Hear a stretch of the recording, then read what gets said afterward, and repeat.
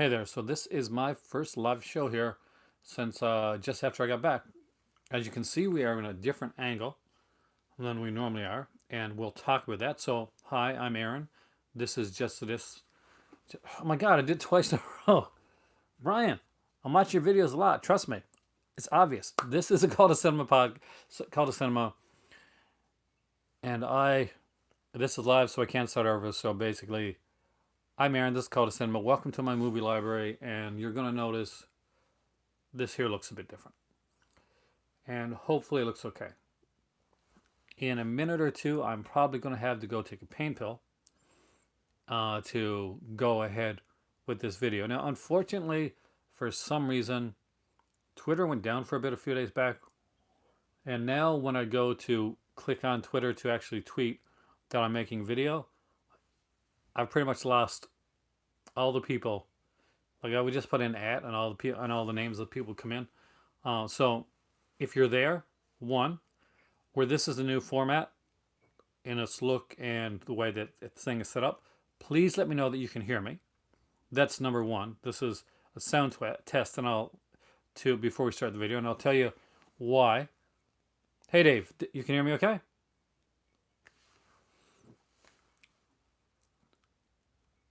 So we have a lot of things to talk about tonight. First off, if you're wondering why you're seeing me from this angle right here, I was coming down here a few days ago hey there, Richard. Hey, Dungeon, to make a video, and unfortunately, my stand, my tripod, couldn't hold up over the trip, and as soon as I went to put my iPad into the tripod, it snapped, and it's broken.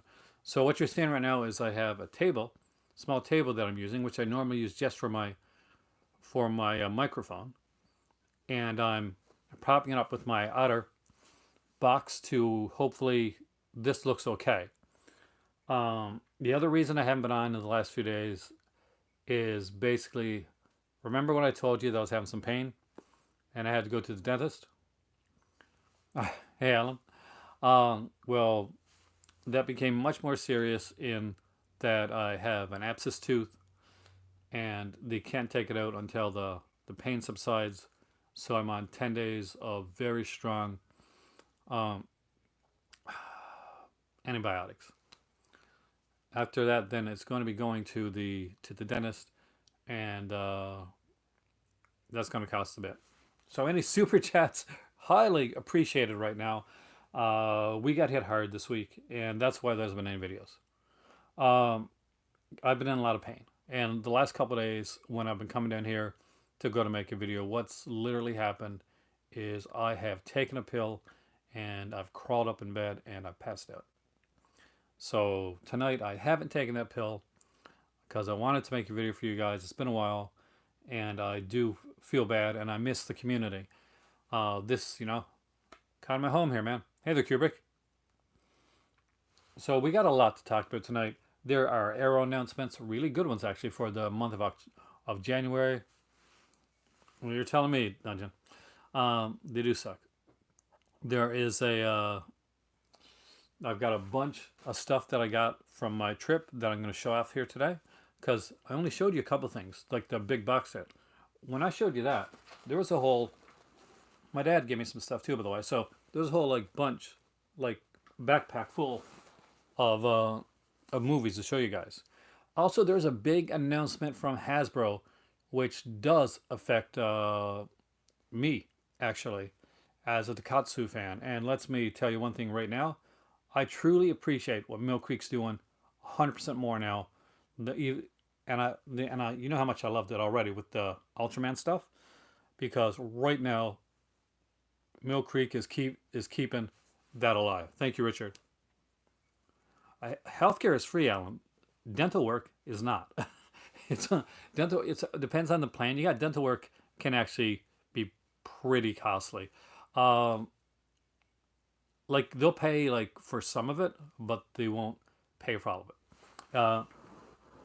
So that's one place we got to work on here in the one thing I'm going to work on here in Canada. All right. So you want to go over the Hasbro announcement first, the Arrow video, or the unboxing? We'll do the unboxings after, but we'll talk about the Arrow announcement and we'll talk about the Hasbro announcement. So for those that don't know, I'm a huge Takatsu fan. I collect the Ultraman series. I actually reviewed Ultraman RB on here. Please check that video out. Share, like, and tweet it, please, because I'm actually really proud of that review that I did, and I did it in an immense amount of pain, and I don't think it shows that I'm in pain, so that makes me even prouder of it. First, I'll get the Arrow in a second because I'm really passionate, Dave, about this here. Unfortunately, a while back, Haim Saban, who owns Power Rangers, went and the kind of sold it to Hasbro, and that didn't seem to mean a lot at the time. Thank you, Dave. But the big deal is that the company that did the ties for for Power Rangers, and not just ties, like the figures and the Legacy collection, all that, Bandai no longer had the licensing right to do that. So that all went under Hasbro's thing. And as of this one, Power Rangers Dino Fury, it looks like that is the very last Power Rangers series that's going to go forward. Hasbro has severed ties with Toei, and and that means that the Super Sentai. If you've ever seen a Power Rangers show, you know that they've got like the action sequences. So when they're in the costumes, that's like with Super Sentai that's done over in Japan.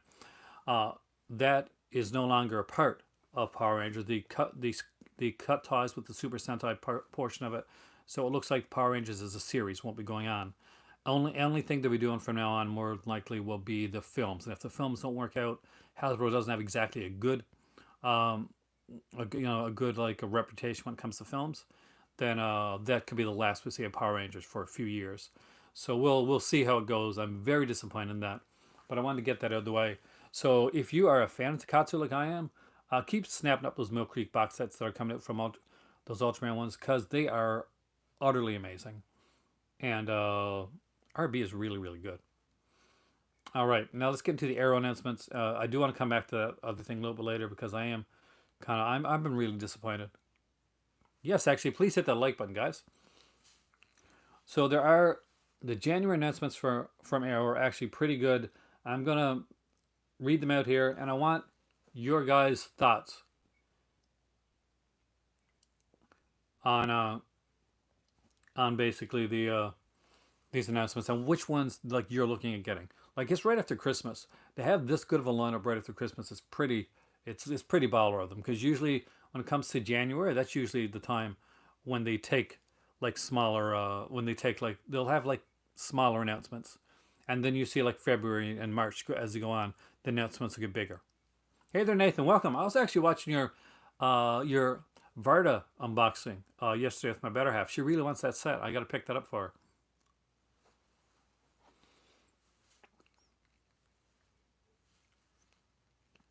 Nathan, England 2021. Remember that. All right. So the January announcements here. Hey there, Scholar. Is oh sorry. So Rec is coming to Arrow.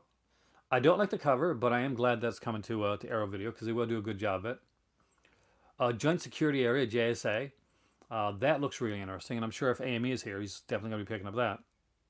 Hey there, Brian. I did it again, Brian.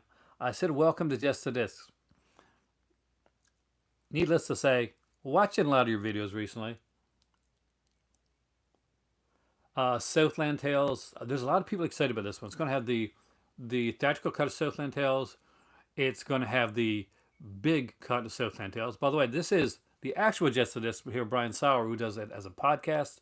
He does it as a YouTube channel, and he does it and he does the Pure Cinema podcast as well. So make sure you check that out. Also, Rebecca McKendry and Elric Kane. Elric Kane, who does the one the Pure Cinema with Brian, have started a new podcast, and it's The Colors of the Dark. And I watched I listened to the first episode yesterday, and it is magnificent, actually. By the way, you and Raven did a great job. So tell Raven she's cool.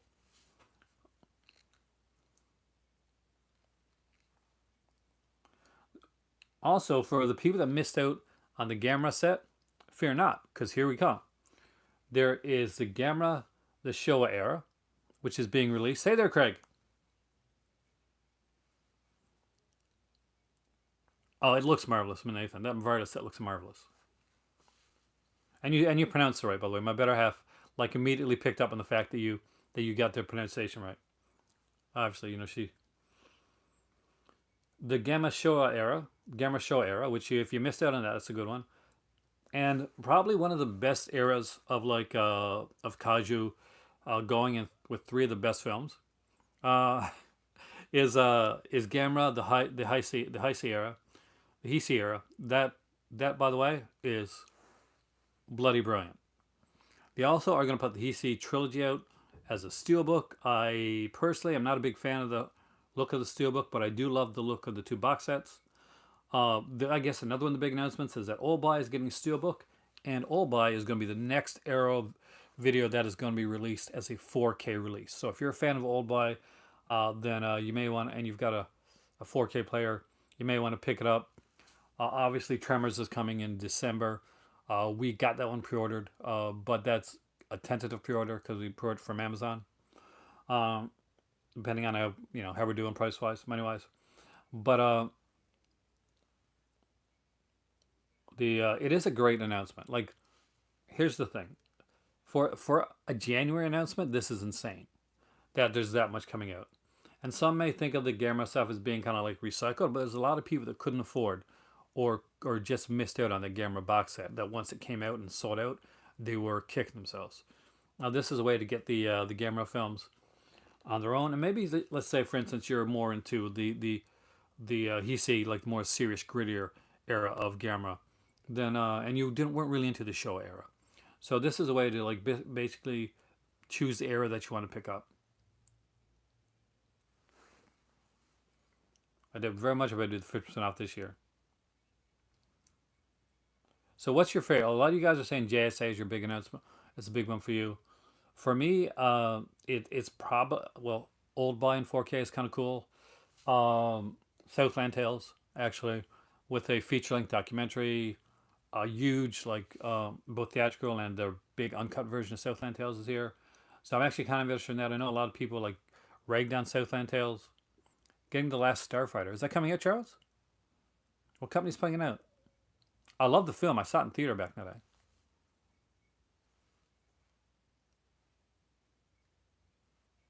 So if you see me jump up for a minute, I'm not gone for good. I'm just gonna take a pain pill. Arrow. I did not know they were putting out The Last Starfighter, actually. So I missed out on that one. But yes, I would definitely. Probably not right away, but it's definitely one that I'm going to be picking up.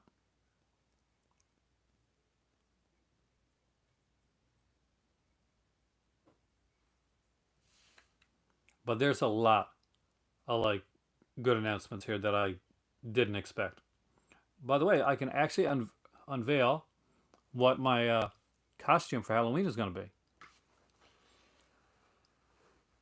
So I came back. My better half, who is huge into the costume portion of Halloween, we are going this year nowhere, but just in our house. But because we're big geeks, we're going to dress up anyway. I recommend doing that, by the way. I am going as Shaggy, and she is going to be Velma. It's kind of ironic because some friends of mine actually last year dressed up as Fred and Daphne, so that's kind of cute.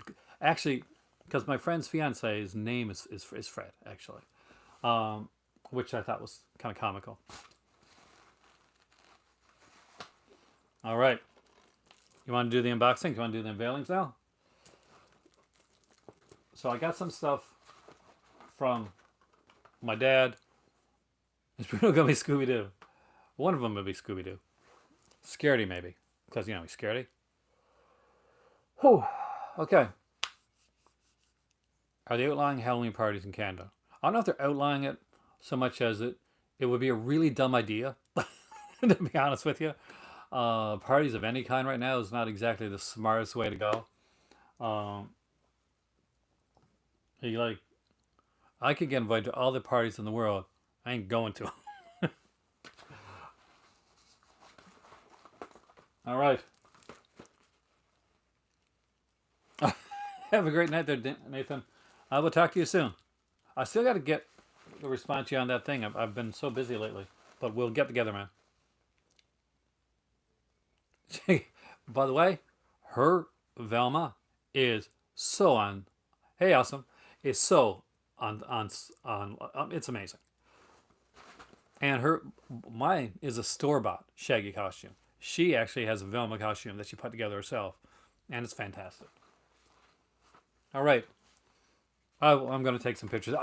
See, I got to go through the bus to make sure I can show the pictures on here, but if I can, I definitely will. Hey, Pete. So a lot of these here are ones that I got from my dad, and so we'll go through those. And if you've seen any of these, let me know. Oh no, Jeff Bridges. Man, it's been a rough year. It's been a hard year. So you have to understand, I have this now to read the comments on.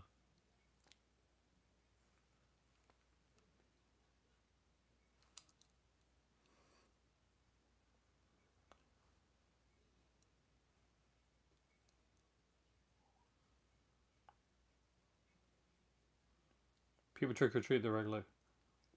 No, they do, but like not a lot. Not a lot of trick or treating going on right now. Hey there, JR. So you guys, do you want to go through the unveilings then, and we'll talk about some more stuff afterwards? And we'll talk about stuff anyway. This is you guys. You guys are going to talk about whatever it is anyway. So I'm just going to go through these movies that I got, and the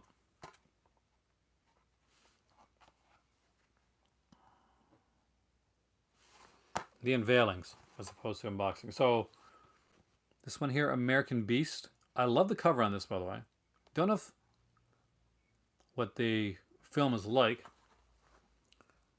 I'm hoping for like a regional, cheaper regional horror film, because I do tend to dig those now. Uh, I'm finding myself getting a lot more into like the early horror stuff. Uh, a lot of these I got from my dad. Some of these I picked up. Did I hear they're putting Charlie Brown material on streaming only? Yeah, Apple bought the rights to Charlie Brown. That's going to come in here actually. Oh, some of this is like some of the stuff that Dad gave me. Other stuff is stuff that I picked up while I was there because the prices were just too good not to. So we'll get to those at the end actually. Of course, this one I thought I had, but I didn't. And this one I have seen. Hey, Vanessa, you just missed somebody, a very important person. England 2021, that's how you know. Um, Now, this one I've seen. This one I did enjoy. Some people didn't. But I found this to be a fun film. And I just almost poked my eye out. That's all I need, right? Poke my eye out. Bad tooth. All that stuff. Next up, we have Jack the Reaper. Hey there, Roy Waffles. Welcome, man. Aside from massive pain, I'm okay. I love this cover here, right? Like, this is awesome. I don't know if the movie's any good or not. But this, cover-wise, at least, is pretty cool. Sally Kirkland, Tony Todd. I was in love with Sally Kirkland back in the day.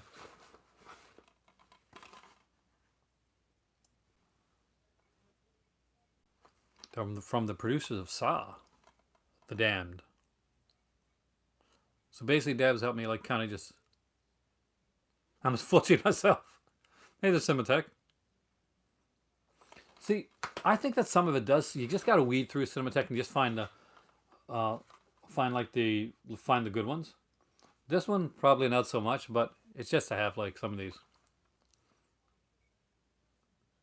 Do I have any recent blind? I never have been blind by regrets. I got to say that. Uh, the thing is that even if I don't really like the film, I find there's something that I gain from watching it. It's the cinephile in me. I think I can find something good about any film, no matter how bad it is. Like I might like the film, but I might like the way certain things are done, whether it's like performances, lighting, like camera work, or just the hokiness of it. Like Salem Witch Trials, I expect this with Kirstie Alley. I expect this one to be pretty hokey. but I do love the cover, and I do want to have like a pretty wide selection of these type. Can I show the cover? Yes, I can. Do you have a must-buy price point for DVDs and Blu-rays? If it's something that you think I'd be into. I mean, I'm not one of like I know there's like YouTubers on here that do like the kind of like they won't go above $5, or obviously that's not me. Uh, but if I see something like I guess if I see like if I see like a Scream Factory like that I haven't got, it's around the like anywhere from $15 to $25 that type of range in a store. I do tend to pick that up. Uh, but I don't know if I got a price point. It's more like the film. Like the film will determine the price point for me. If it's like a regular film, like say Fort Juma, or probably around like $10, like for me around 10 to 12 on something like this. Um, but it really depends. Like certain ones I will, and if it depends on the company too. If I'm like dedicated and I'm loyal to the company, I will go to my way to even if I gotta to pay the extra dollar to get it like from the company. Film determines price point person. Yeah, that's the thing, right? I think when you're a collector, you kind of gotta be. There's a difference, I think, in collecting, as in collecting cinema, and people that are that just like go out and just grab everything. Now, not that there's anything wrong with either one of those. Everybody's got their own style and method that they go with. But and as you can see, it looks like I grab everything, but I don't. I grab things that interest me. So Dad actually bought two copies of this one, and I was glad because I get a copy of it too.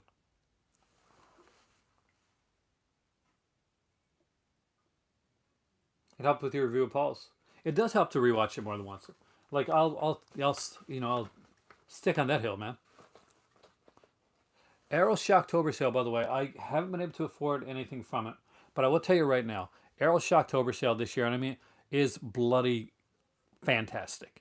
And there's like a whole bunch of stuff that's not Arrow that's on that sale, and I like literally like I looked at titles that almost made me cry that I couldn't pick them up. Especially there was Roland there, there was just Franco, there was Haunted House of Horror with Frank Avalon, which actually is a pretty damn good horror film. Um, and they're all £6, every one of them. Tonight's topic. Well, okay, this tonight I'm doing some unveilings. We're talking some Arrow stuff. I'm going to be talking about the Shocktober sale afterwards.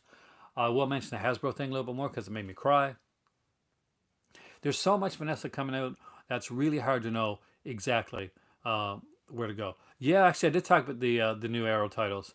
Um, a lot of people here are excited about JSA Cinematheque. Okay, don't judge the next title. You're gonna judge me.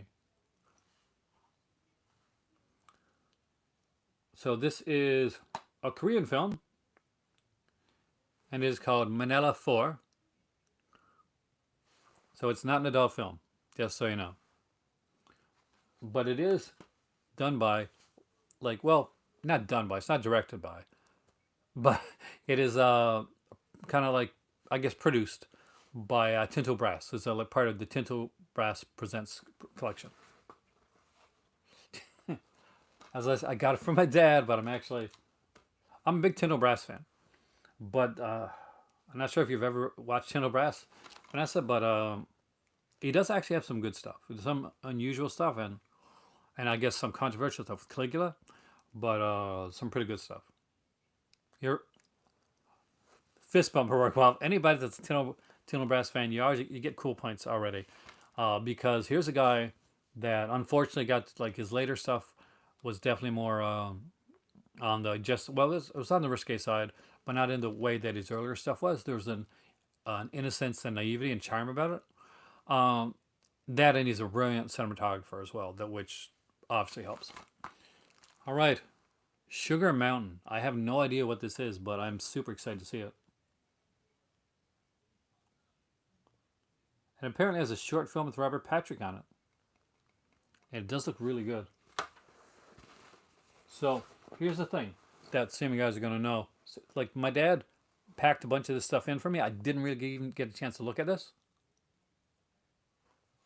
Could I show my copies of Black Christmas? I will actually be able to do that. Because I know you've become a Black Christmas fan, and you're super cool for that.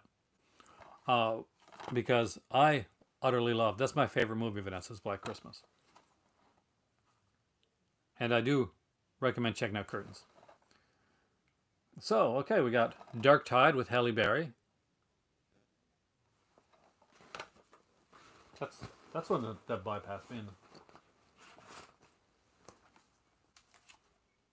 Kind of remember this one though. The Haunting in Connecticut. This is a weird cover. There's a ton of features on here though, man. Haunting. Isn't that a weird cover?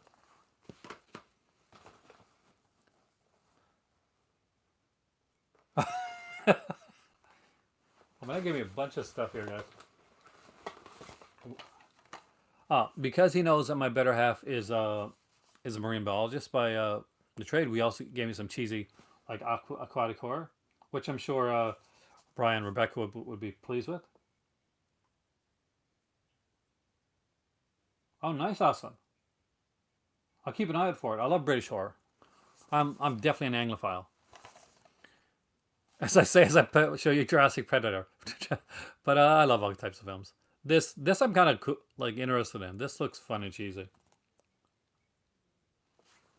Not quite an asylum film, but looks fun nonetheless. The Abominable Snowman. So this is actually the British edition for Abominable Snowman, but my dad didn't like the cover from Icon that came with it at the time. So he knew a guy that did like custom covers. So this is a custom cover for the Abominable Snowman. So I don't actually know what the British cover for Abominable Snowman looked like. High five, Vanessa. One of my favorite Hammer ones. My dad actually upgraded this one to Blu-ray, which I will eventually do down the road too. These are ones that he definitely got from my better half, but I'll have fun with them too. Sharknado: The Fourth Awakens.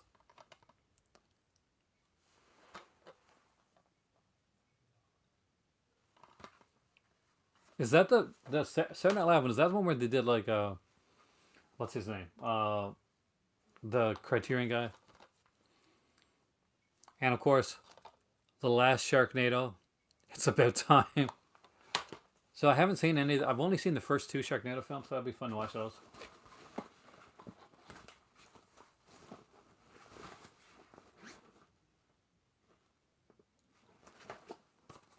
Thank you, Kubrick. No, trust me, it helps out a lot, man. Hey, Jamie, welcome, man. Just right for Sharknado. Hard Target 2. I'm a huge Scott Atkins fan. So for you guys that don't know, he's like a martial artist, stuntman, and I really dig his films.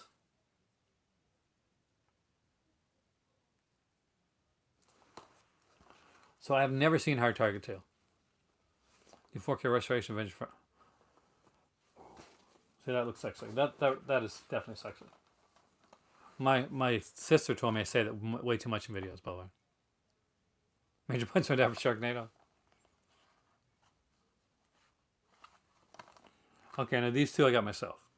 So, as you guys know, I'm a big fan of like kind of comfort like TV. I also watched a channel called Bringing Up Rosie. I'm not sure if you ever watched the YouTube channel, but it's actually she's pretty cool. Avengement. I did see Avengement. That was actually a good one. He did these two with the Costas Mandylor's brother that I really like, by the way. So, Wrong Turn 2 is my favorite of the franchise. Part 3, that's my least favorite. Do a lot of my family watch my? They do actually. They didn't initially because a lot of them Kubrick didn't know that I was doing this. Um, I think as it became more known, because initially I was going to do this was meant just for my family, like kind of like the holiday stuff. I'm gonna try to get my cousin Roger's coming out here next week, so I'm gonna. I can't promise anything, but I'm gonna try to get him on camera. I've talked about him a lot on here, so I'm still trying. So I got Father Dowling Mysteries season 1. I'm actually super stoked. I haven't seen this since it came on originally. And as you guys know, I got the complete Murder She Wrote series. I knew Amos Tucker was my favorite sheriff on that show, but he quit Murder She Wrote to act on Father Dowling Mysteries. This here is the first season plus the film. So I'm actually stoked about that. That is Tom Bosley from Happy Days. Yeah, actually a pretty good career after Happy Days. Probably a better career than a lot of the other ones. Like when you come to think of it. Unfortunately, Aaron Moran didn't. The guy that played Chachi went nuts. But you know, the Fonz. He had a great. You know, Henry Winkler had a great career. Still to this day with things like Barry, which I'm sure you've seen. Murray Hobbs. Father Dowling was really cool because he gets to play two parts in the film. He plays Father Dowling, which is like this priest that solves murders, and his brother, who's kind of like a ne'er do well, like hooked up with the mob and all that type of stuff. So it gets to some interesting characters. So I finally picked up Rooster Teeth's Bloodfest, which it's been a long time coming. I know I'm way behind. Had to grab that. I've seen it, just had to grab it. And because my mom actually picked me up a PSP when she was in, because she knows I collect the retro consoles and PSP was on sale. I remember the YouTube channel we watched them. I am. They do a lot of like Halloween stuff. So obviously, I watched a lot of their stuff. They did Hell. Yeah, that would be a good idea. Hellfest, Bloodfest, double feature. So I grabbed a couple like games for the PSP, like as you can see, really cheap ones.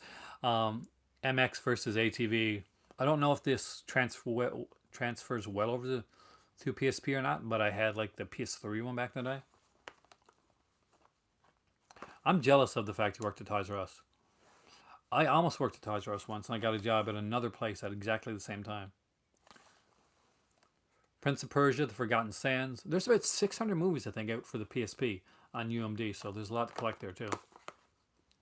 I'm hoping Cinematech to get some of those. I asked the guy in there, and he said that when they sell the UMD movies, no matter what it is, because they're UMD movies and they focus more on video games, all the UMDs that they sell are for. I'm a big kid, Vanessa, so I am a Toys R Us kid, even to this day. Um, they are all UMDs are a dollar. A movie based. I'm not sure how exciting that would be. College years would be good. Burnout Legends, because I'm a huge Burnout fan. I can play this anytime. And I picked up SmackDown vs. Raw 2006. It's upstairs actually in my PSP because I do play General Manager mode a lot. And don't worry, we're not done. There's more that I picked up at Shoppers because Shoppers had a bunch of stuff. I'll leave these ones till last, I guess. So because my better half is I will definitely get the Texas Chainsaw Massacre on UMD when I can find it. So these are super cheap. I mentioned to Vanessa there that check your local Shoppers because you got a lot of stuff. Burnout is so fun, man. Well, it is super fun. Like, and what other? If you're feeling aggressive, Burnout, or you just want to get your aggressions out, like going and smashing in other cars. With my tooth hurting, fantastic. So I picked her up this one here, and this is Shark Attack Pack. It's got 5-headed Shark Attack. I got her 3-headed Shark Attack already, so that was, I guess this is an upgrade. I got the Planet of the Sharks and Empire of the Sharks. I don't know if any of these are in. These are our silent pictures for sure, but you know. Oh, Toys R Us is. Oh, definitely. We still have Toys R Us in Canada. I think you lost it in the US, right? So as you guys know, we are big fans of Scooby-Doo. So we picked up Scooby-Doo and the Circus Monsters. This is a compilation one. I haven't seen the shark movies yet, no. They're pretty, I'm guessing they're pretty cheesy, but we like that type of stuff. We have fun with that. I got Scooby-Doo's Favorite Frights. Monty shark films were bad. Like as opposed to the other shark films are fantastic. But yeah, no, they're the Shark Exorcist. Shark in South State Prison, I gotta see that.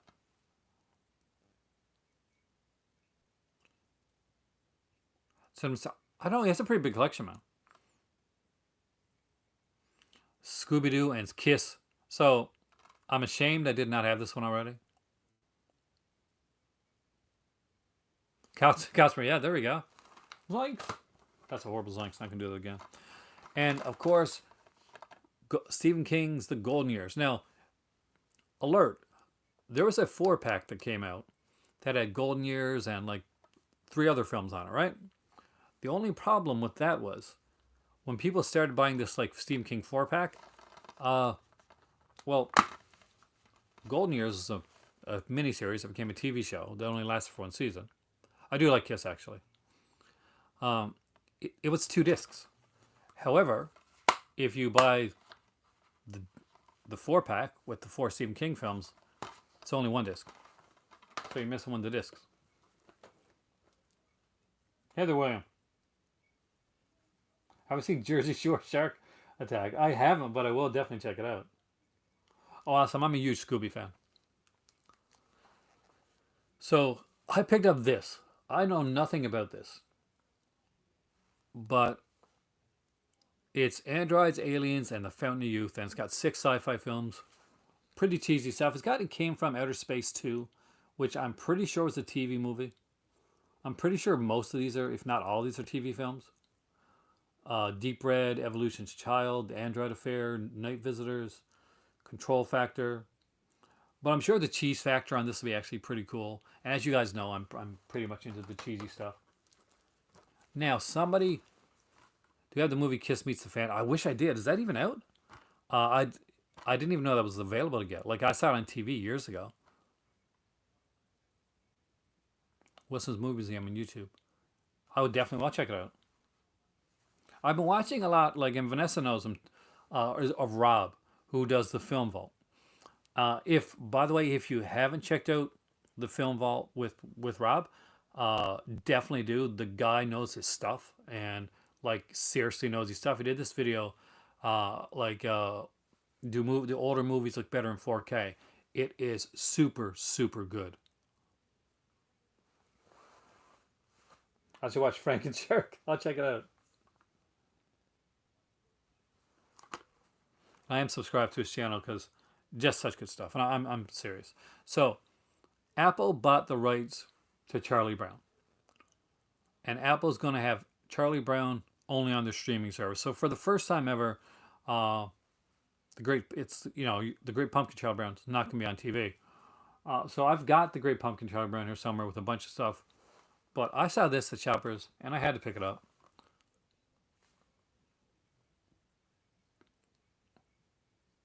Hey Digger.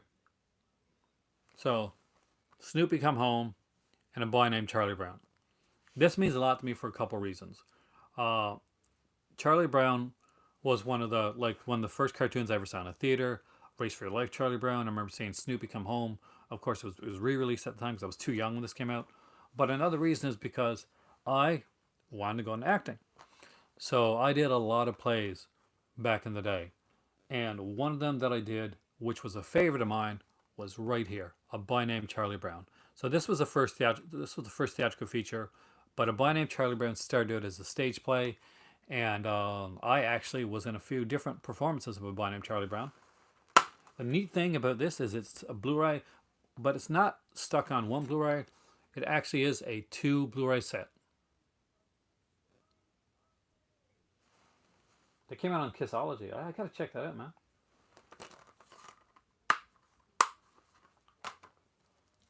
Also, at Exterminator 2, the Robert Ginty classic with Mario Van Peebles on, it's a bad guy on roller skates. Not even joking, I couldn't make that up. I don't have any germ release DVD box sets, though I do love their packaging.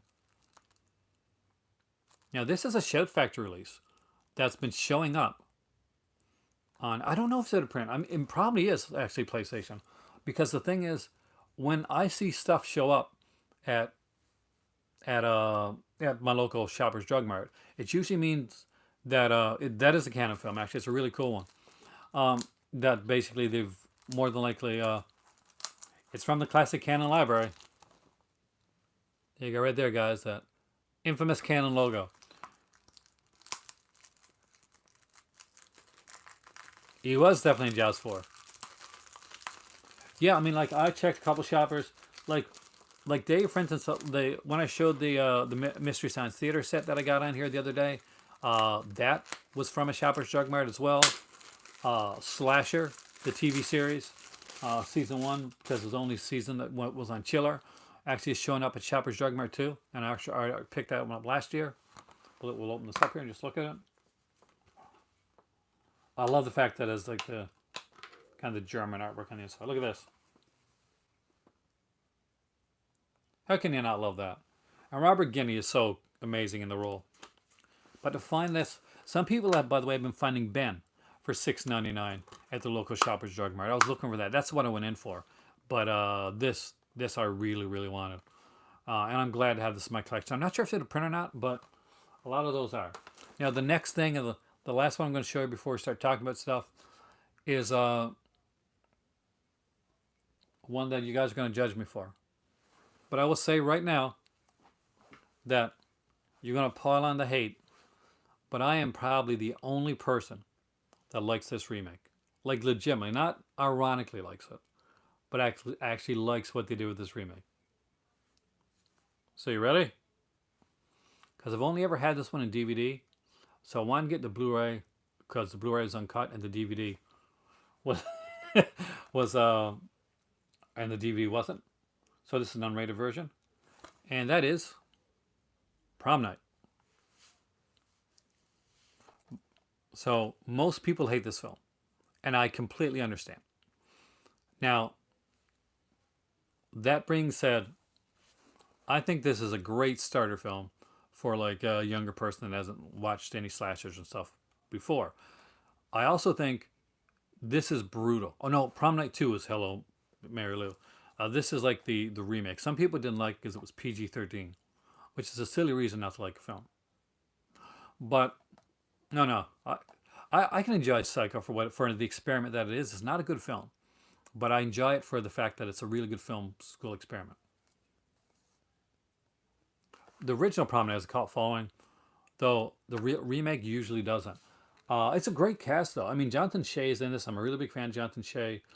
And he does a really good job as a killer. Brittany Snow. So, this is between me, Brian Sauer, and Albert Kane. Who is which Charlie Brown character? I would love to say that I'm Charlie Brown, but I think I'm probably too cheery to be Charlie Brown.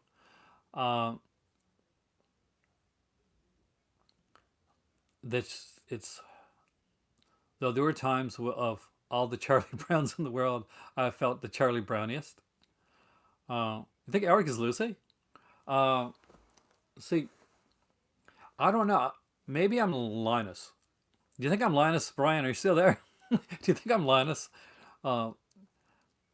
Because Linus is the person that's going to stop in the middle of the road and tell a speech for absolutely no reason at all. He does it in like Charlie Brown.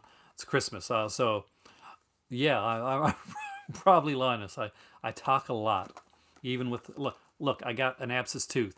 I'm in immense pain. I'm down here talking. So, yeah, I obviously do. I think I'm pretty much Linus. Yep, that's that Brittany Snow. I'm actually trying to open this up now because I'm kind of wondering if it has, because it's an older one. It seems silly that there's a bunch of like Twilight Zone there too, by the way. Like they had the more fan favorites Twilight Zone box set there. Where's my blanket? My movies are my blanket.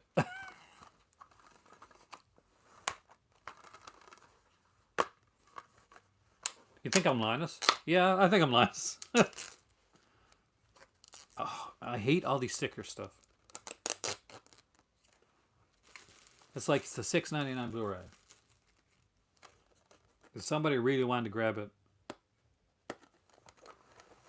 they'd grab it.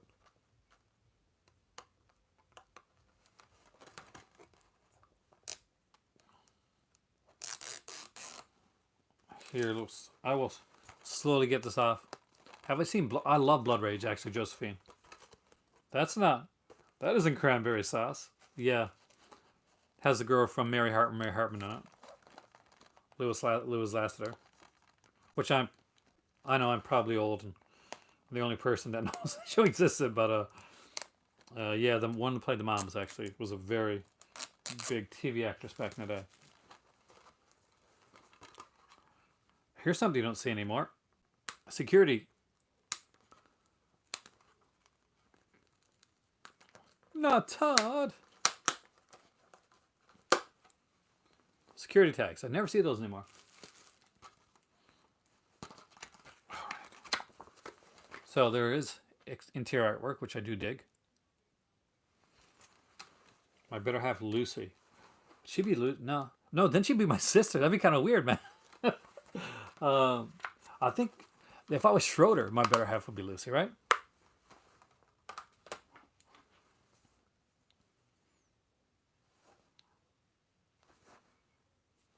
I'm gonna grab a pain pill and Black Christmas, and I'll be right back. So stay right here, talk amongst yourselves. Don't go anywhere. I'm not gone. The video's not over. If you're new here, this happens frequently, but I usually get back pretty quickly. And if I'm gonna do this for the next little while, I'm gonna be drugged up a bit. I'll be right back. It'll be like, like the Julie Halkey thing, except that I won't be high. When ask hi Julie if you've never seen that. The heck?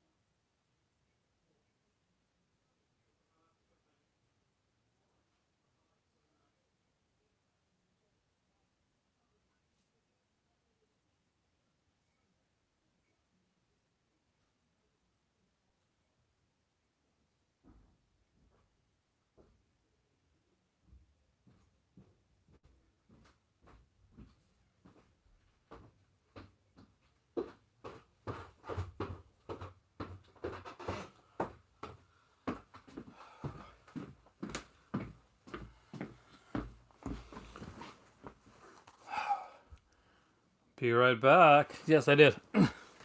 All right. So I have a couple different versions of it here, and a VHS too, which I will go check in a second to see if I can find. But my big main version of Black Christmas, which by the way is my favorite movie of all time, and I just took an antibiotic, so it makes me a little bit dizzy. Just so just so you know. Yep, that is Bob Clark, who did direct the Christmas Story, and of course the amazing Murder by Decree as well. The indicator film noir said it's amazing. Every indicator said it's amazing. I'm sure. Read your comment for Buff.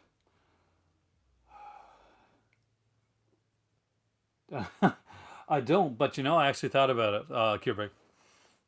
So yeah, so over in America, the version of Black Christmas that you got came in from Scream Factory. Here in Canada, we can get the Scream Factory Black Christmas, but I heard Warlock till November the 2nd, Fu Manchu is delayed. Which isn't too bad, I don't guess, as long as my other stuff doesn't get delayed.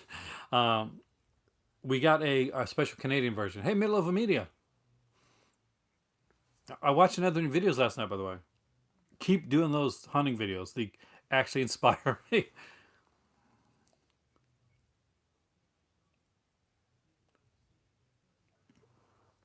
That is one of the hardest things in the world, Josephine. So anything we can do to basically make it a happier night for you is always a good thing. I've been through it actually. Unfortunately, not too long ago, a year ago. But this is what we got here in Canada. This is Vanessa. This is the one that you wanted to know, and this is the Seasons Grievings edition of Black Christmas. Now, I might be a little bit partial, but I do think that we got the cooler cover in Canada. Do you have any horror related Christmas ornaments? I used to actually. I don't think I do anymore. Now, this is the interior artwork for Black Christmas. Actually, I like the second remake better than the first one, but I am kind of like starting to like the 2006 one a little bit more now. But it's obviously it's neither one of them are Black Christmas, but they're what they are. They're each their own beast.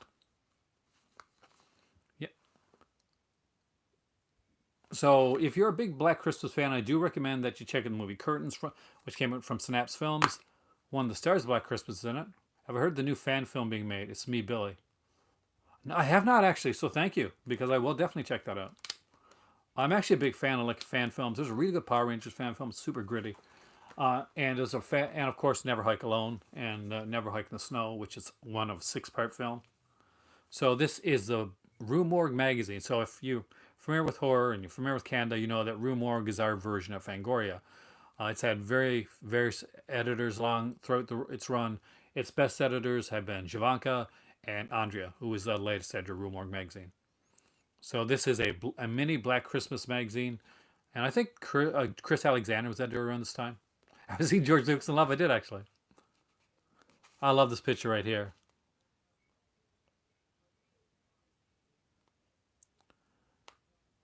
Hi, it's me, Billy. Though Frank Mancuso says that he says at times when he's talking, he doesn't say Billy, he says Belial. So late great Bob Clark, who unfortunately passed away too early. I love the artwork here and throughout this magazine. See her there? So that girl who had a very kind of small but prominent role in Black Christmas actually is one of the stars of a movie called Curtains, which I did recommend. The great Andrea Martin from SCTV. Doing a movie about the spice. You got to talk to my spouse. The great Art Hindo is a very famous Canadian actor, by the way. And these, by the way, are all the features. There are a ton of features on here. There's only one or two extra features, I think, that are on the Scream Factory edition. But because I'm such a big Black Christmas fan, I will eventually get the Scream Factory edition. Like, I'm a big fan of, I will get that money out to you for the shipping. It's probably going to be next week, Craig. But, but I sincerely appreciate it. And I will be unboxing that here.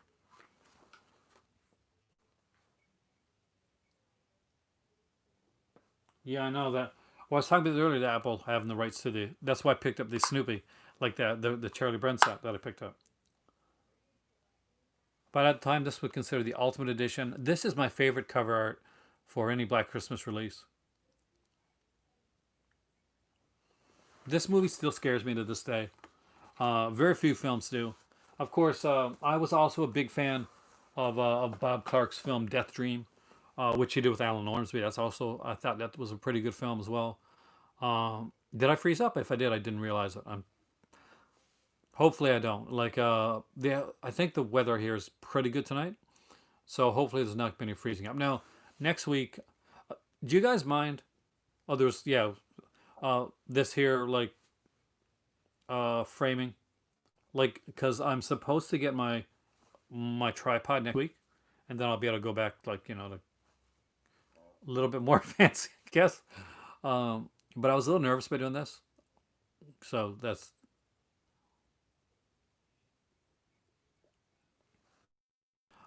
it's I have pretty much like so you mentioned clown murders. That is so cool, man. Joe, but what's it? Joe, what's it? Who was in Cannibal, the Cannibal Girls? Was that like Flaherty or was that? Was that who's in Cannibal Girls? I'm trying to remember because Cannibal Girls had Andre Martin. Vanessa, have you seen Cannibal Girls?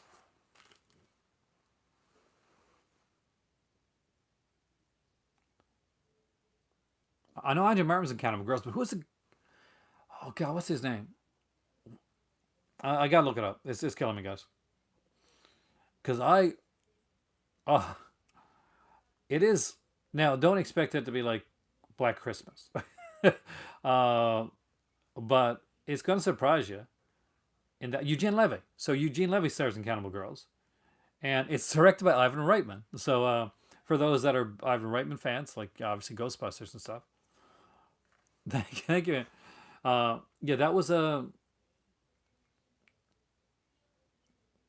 that was different. It's one of the most Canadian like horror films of all time. What I think of, I actually like Cramps. That was really fun. I had a lot of Black Christmas movie. That would be that would be too. I think a lot of would go too much into the body horror because that's kind of his deal, right?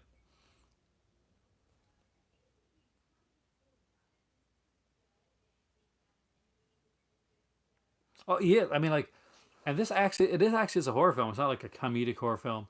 But yeah, Eugene Levy and Andre Martin are a couple, and they're driving through snowy, you know, Canada, and their car breaks down because like it's really cold because this is Canada, so it's a perfect Canadian horror film, and the actually end up staying at a very suspicious and mysterious place. It's fun. It's Ivan Reitman obviously wanted to get in on the whole like here in Canada, of course. And I mentioned this many times. Uh, the government gave special funding and tax breaks for people that came here and made horror films. Also, a lot of horror films like Black Christmas got made here.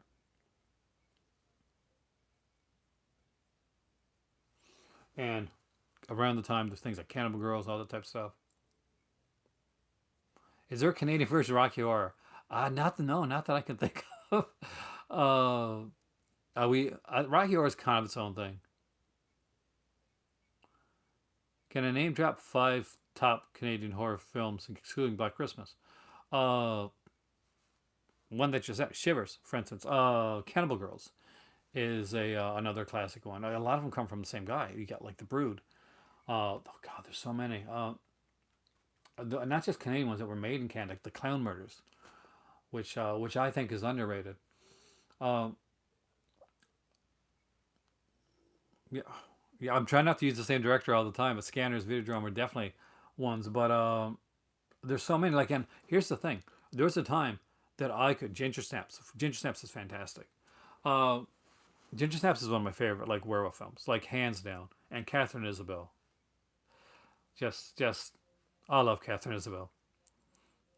Yeah, but both versions are Rabbit too, Warlock. So it's a twofer, right? That one. Yeah, I was actually going to write a book on that. Ginger Snaps is one of those that back in the day they put it out on DVD in Canada and put it out on DVD in the US, and we got like a bunch of special features.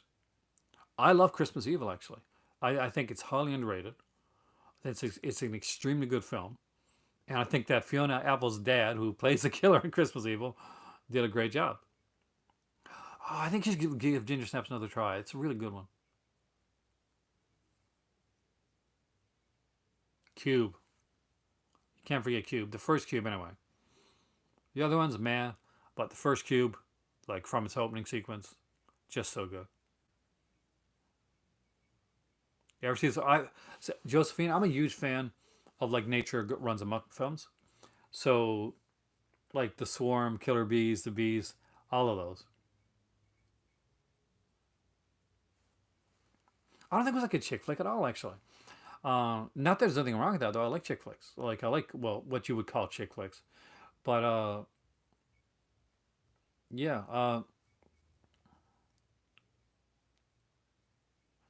like I don't really go with the terminology because I like a lot of those films. So a lot of those are my type of film.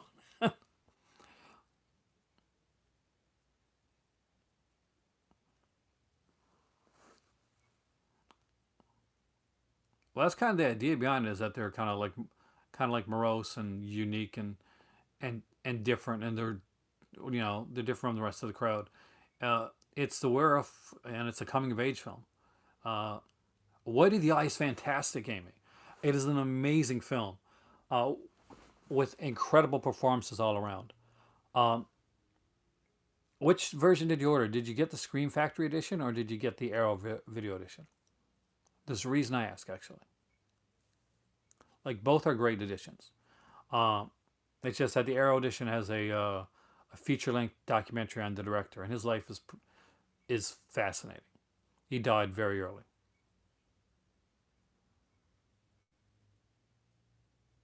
Birds of Prey is cool as what Birds of Prey is.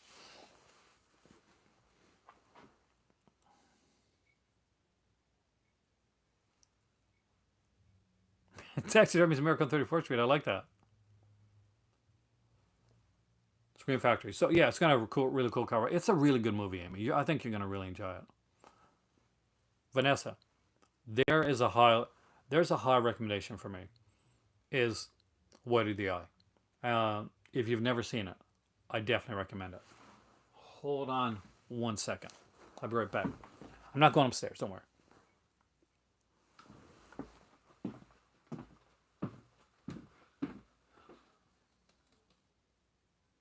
Come on. Where are you at? Did I bring it upstairs?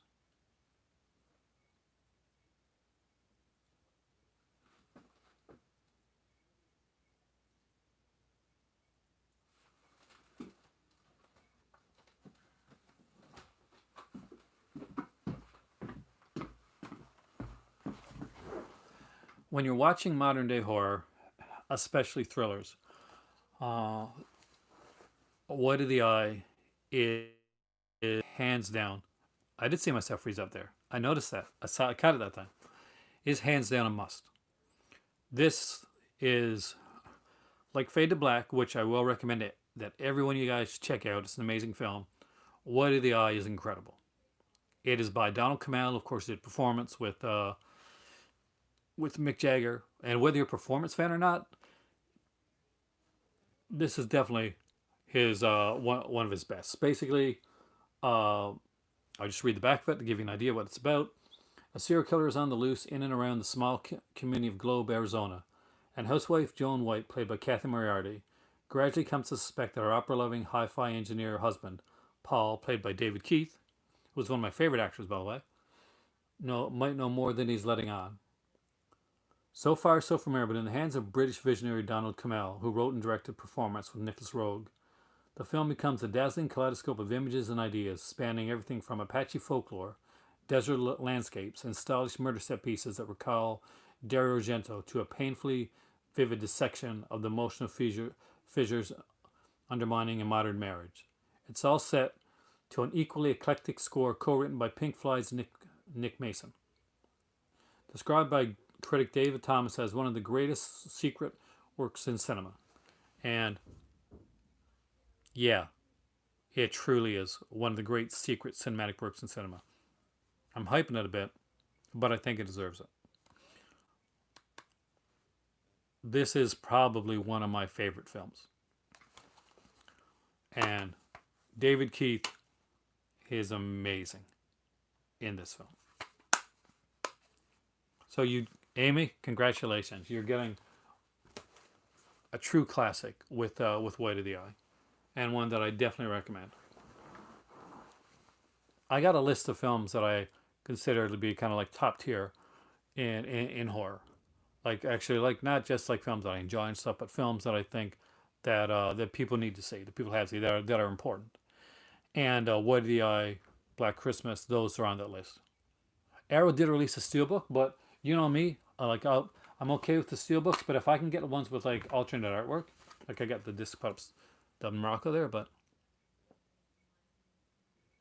I'll go with the alternate artwork. Kathy Moriarty's really good in this. Like, I remember her from like Soap Dish, which was like this comedy, but she was really, really good in this, and this got a great documentary. Might end up like. So, does anybody here? What would you say And I think this is a good. Here's a good question for you. If you had to list like three films, like three horror films that you think are important for people to see, uh, whether it be for like the its relevance on the genre, or that, or just like it's, the cinematic filmmaking in the film in it, what would you choose? I mean, like, go outside your comfort zone of like just, the regular Friday 13th and stuff like that, which are the franchise horror films. But like, as in like, what, like the bigger horror films, what would you choose? What would be your choice? Hey there, Kay. Have a great evening, man. Don did it. Alien, Shining, great choices. uh, Alien for me is like Halloween in space. I love it. Exorcist, Shining, Alien. I'm getting a lot of Shining and Alien on here.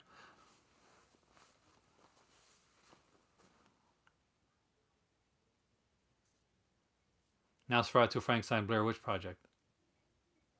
I'm not actually not a fan of the Blair Witch Project, but I know I'm in a minority, Vanessa, when it comes to that. I actually like Blair Witch Project 2 better. Exorcist 3, yes. One of my favorite jump scares ever is an Exorcist 3, actually. Uh, Cat People, Haxton, Black Sunday, great choices. Silence of the Lambs, Aliens, The Thing, a classic. Everybody needs to see The Thing. If you want to do anything with films, like 7 Days, I hate the sequel. I like the sequel. It's super cheesy. But there's a good documentary, Kubrick, on YouTube on the sequel that may change your mind. Equinox, underrated film and underseen film, was put up by Criterion, actually. Um, it needs a Blu-ray release. It only got like a DVD release. Cat People, the original Cat People or the new Cat People? Three. Old Dark House, I love. I actually like Paranormal Activity. I didn't think I would, and I was on the hater train of like, oh man, this is going to suck, even before I'd seen it. Uh, you know what I will recommend? Don't laugh, because I'm serious when I recommend this one, because this is such a fun film, and it's by Jean-Pierre Simon. So, and a lot of you guys, when you hear the name, you're going to think I'm going to say Pieces, which is really fun, and everybody has to see that. It's batshit crazy. But I'm going to say Slugs. I really like the don't. I'm serious. I really like Slugs. Being their local hero, the Holy Mountain, Grave Encounters. That's a long. Wreck, Silent House. I love Wreck. I love the Wreck films. Like, I love the Wreck films in general as a series. Ghost Story. Which Ghost Story? Are you the one with Fred Astaire? Because that, it's obviously the one that I saw when I was a kid, and that always freaked me out. Especially the opening. The opening of Ghost Story freaked the hell out of me. Because I was in the theater. I was like too young to be in the theater so watching Ghost Story, but I was. Truly Independent Horror, Night of the Living Dead in '68, Texas Chainsaw Massacre '74, Evil Dead, exactly. Uh, just to see like standout thing. Are you serious? Uh, uh, just to see what can be done on an industrial budget. Definitely Night of the Living Dead, and it's such a fantastic film. Douglas Fairbanks Jr. is a ghost story, with so is actually oh God, what's his name? The guy from Paper Chase, John Houseman, and of course he was the in the Fog as well. But I think that for a lot of them that might have been the last film actually, or like kind of close to the last film. Craig Wasson is in, of course, from Nightmare on Elm Street 3, and Lizard Man from Dreamscape freaked the hell out of me. The Night of the Hunter is fantastic. It's an amazing film. Obviously, Vanessa's talking about the remake. No, Night of the Hunter is one of my favorites. Obviously, it's my dad's favorite film. And I hope you guys enjoyed the videos that I do with my dad. I kept my promise and I made videos with my dad even when I was under heavy pain. 3 Days a Night, I actually do like that. The first Saw film, yes. It's really interesting to see what they can do on lower budget. I do recommend, if you haven't checked them out yet and you get the chance, then definitely check out the those American Horror Project sets that were put out by Arrow Video. Just they're so good, and they're putting out like re-releases of them in like smaller cases. Near Dark's one of my favorite vampire films. My favorite to this day still is Fright Night. for real. Um, you knew I was going to do it because I just love everything about Fright Night. On the Lost Souls is an incredible film. You guys have such good taste. I think I give Near Dark a rewatch, Kubrick. I think you'll like it. Now, another one that I strongly recommend. It's a bit of a rough watch, but I think that's something that everybody needs to see. And Isabella Johnny and Sam Neill, Possession. So if you have not seen Possession, you're really like robbing yourself of like a really good like viewing experience.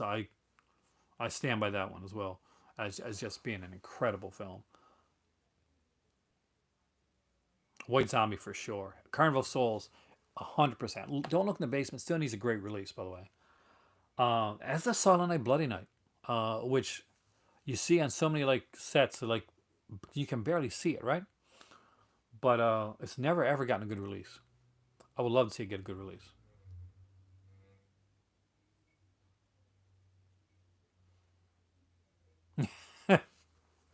I Possession is it's Rosemary's Baby always stands out. It's Alive as well. Larry Cohen's work is incredible. It's Alive is one of those that really stands out. Make my dad's videos annual if possible. Elvin, if I could do it, I'd make them more than annual. But at the very least, I'm going to try to make them an annual experience. I My dad was a little nervous going on the first night, but he really took to it well. Had a drink on the second or third night, and I have to say, uh, I genuinely cracked up during. If you haven't seen the videos, there's a point in like a video that I do with my dad that I genuinely crack up, and it's I think the first time that it's happened to me on camera. Magic with Anthony Hopkins scared the hell out of me. I'm very scared of like of like those dummies. You just watch Neverending Story. I love Neverending Story. I'm not so the sequels are and TV show is okay, but the original Neverending Story is amazing. Rosemary Baby the TV was that really a TV series though? Like wasn't it just like a TV movie? Like whatever happened to Rosemary's Baby? Like it was a pilot for a TV series, I think. Thanks. um, Me and my dad had you weren't here in the third night, Jamie. We actually went into Umbrella releases, and we did that in thought about you, um, because we are both like saying we need more Umbrella releases. But my dad knows his stuff, so if you ever wondered where I got it from, wonder no more because it's so obvious watching those videos that yes, that's where my love of film came from. And what makes that kind of more, oh, you got to check it out if you get the chance. Amazing is that my parents were got the split when I was young. So I was raised by my grandparents. So I got to see my dad off and on. Uh, but because I saw my mom, my dad, like not as often as I would, I think that the times that I had with them, like I treasured a lot, and they stood out to me. So those things that I learned from them, from both of them, I would stick with me more. And I had like this Fangoria, like this sorry, Famous Monsters film and magazine that I used to keep by my side, and because it reminded me of my dad, and it was. And so later on, we got to go to movies together and stuff like that. It was actually a very cool experience. And as I grew older and I moved in town to where my dad was at, we were both movie collectors at the time. My dad was a bigger collector than I was back then because he knew all the hookups. Uh, Thank you. I really appreciate that. And I still want, by the way, eventually I'm going to be picking up some Umbrella releases, Jamie, down the road. Um, so if you're up with it, what what I'm going to do. By the way, I was going to send you an email. You know why? Uh, is get you on here sometime when I figure out this. I'm still figuring out the StreamYard stuff. I got to talk to him today, and we can talk if you don't mind going live. We'll talk about like some of your influences, some of the work that you did with with other releases as well, and just have an open conversation because I think we're both huge slasher fans. That's always always a big deal. Always a big thing for me. Terrifier. I, I'm okay on Terrifier. I mean, there is actually Warlock. Go uh, to the. I'm not sure. I think it's a good release. Go to the Arrow Video Shocktober sale. Thank you, actually, Jamie. I'm definitely. I'm going to take you up on that, right? Uh, Go to that Arrow Video Shocktober sale because they're doing a lot of stuff that's not Arrow Video, and I don't mean like the unobstructed view one, Warlock. I mean go to the Arrow Video one. Look through there. There's actually a Blu-ray, UK Blu-ray of Lady Frankenstein. There's like special features on it and everything. So definitely worth checking out. There's a whole bunch of like of stuff that they didn't put out. Dracula's Daughter is amazing. Dracula's Daughter is one of those like super progressive like horror films that just it like really struck me when I was Warlock. Trust me, you're gonna thank me. It's you go from low to high, and go up. They come in the £6 range.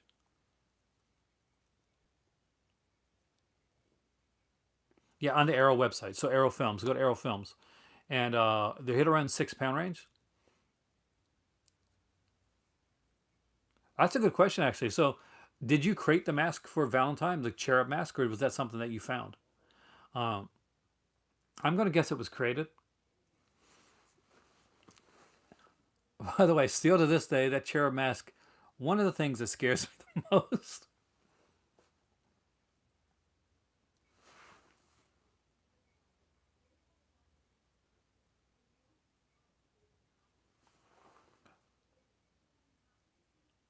Oh, why is that hidden? You're doing a live stream on Pizwell's channel on Friday 13th. Oh, actually, I did a stream with Pizwell, actually, a long time ago. Don Kesgrove and Peter Brack. That is amazing. K and B, of course.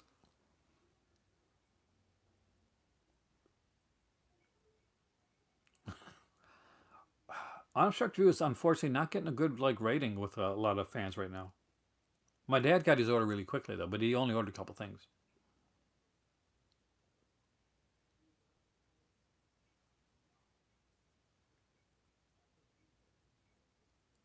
I love Mia Farrow, like hands down.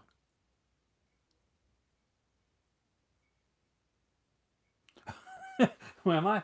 I'm just a fan. I'm of horror films, not of just horror films, of films in general. Um, but that's a good question, actually. Um, when I was younger, I took when I was young, when I was really young, before like VHS came around. Because as you can see, I'm an older person. Basically, I read up on movies when you couldn't get the films. When VHS came around, I started like to engulf and just started to watch everything. Eventually, what would happen later on is I found out that I didn't just want to watch the film; I wanted to study the film and find out as much as I could about it.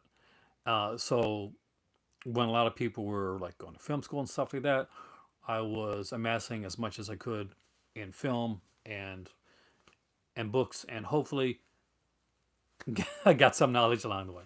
Um, some of it stuck, I guess. I'm just a weird guy with a really good memory. Oh, the Valentine from Chef Factory is amazing. TV too, actually, yeah. Because I grew up around the time when all that was coming into play, right?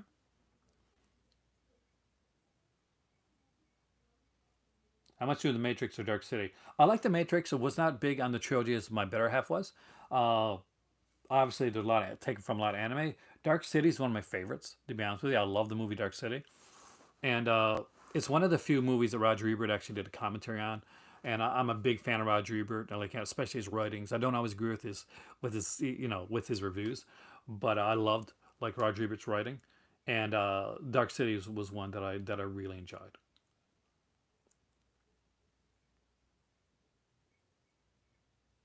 No, I don't think I do. Like that's what we said. But then Quentin Tarantino, I'd love to have a conversation. That's like Eli Roth. Eli Roth knows a lot about films too. Uh, I don't think I'm in that category, man. I wish.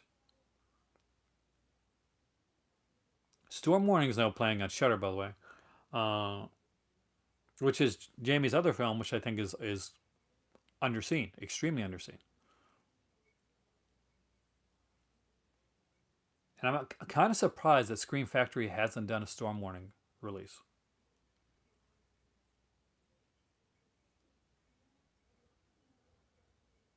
Do you see parallels with movies are in real life? Sometimes. I mean, have you ever watched the show Sherlock, like the one used to come on back in the day, with Benedict Cumberbatch?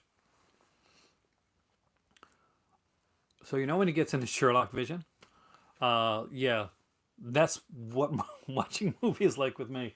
So sometimes I have to like sit back and say, I'm just going to enjoy this. I'm not going to study it. That tends to be like a bit of a pain. Classic Flicks did a Kickstarter page to release The Little Rascals. Wow. Need 92,000 restorations, at which 36,000 is raised.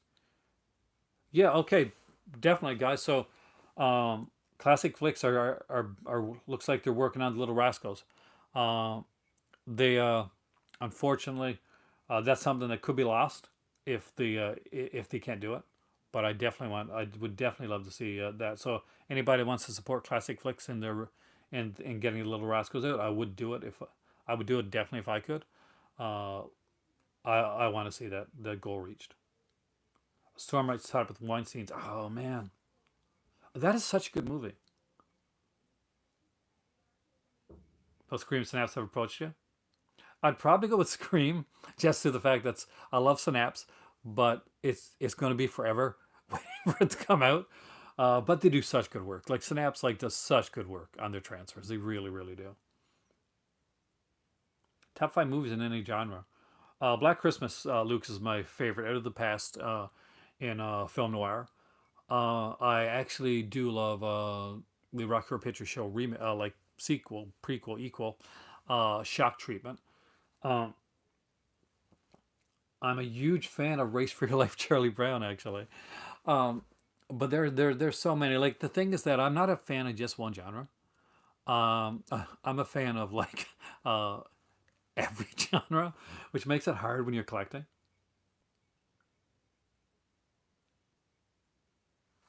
Definitely post the link, man. I'll rent you.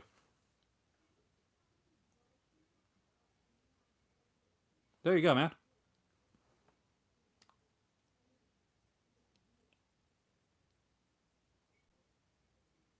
Oh yeah, Jamie B is Jamie Blanks. So he directed Urban Legend, Valentine, Storm Warning.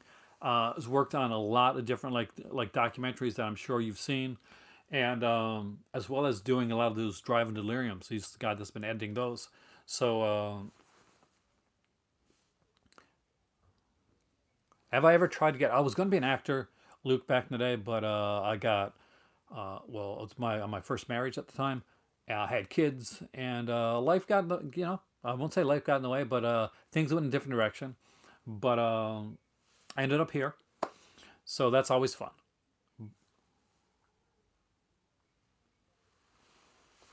Now I'm going to Morocco, where I have a place, a condo eventually, and that's where I'm going to be. I will be teaching film studies there.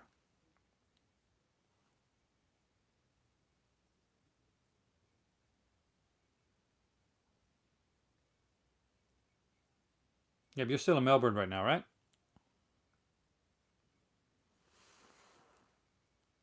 Do you still have the curfew over there? Which, by the way, it's not a bad idea, to be honest with you.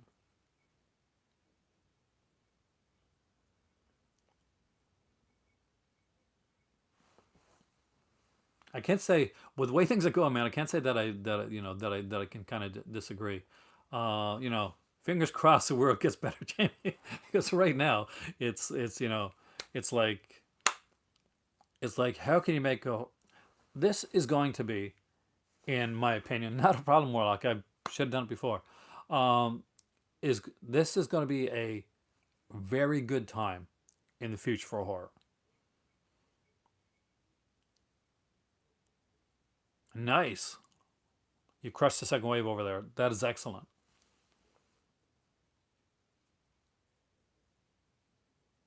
Favorite superheroes, Incredible Hulk. I see. I gotta go with Batman '89 because I'm old school. I actually went to see Batman '89 on crutches. So almost beer o'clock. I can't even drink beer right now. I was so excited. I was going on a trip, and you guys know I'm not a big drinker, but I do like you know I like my whiskey and my beer occasionally. Uh, so greetings from the future. So I got home, and as I got the abscess tooth, uh, well, I got to my there. So the entire trip, I couldn't drink anything because I'm on medication, and now I get home and I'm still on medication, so I still can't do that.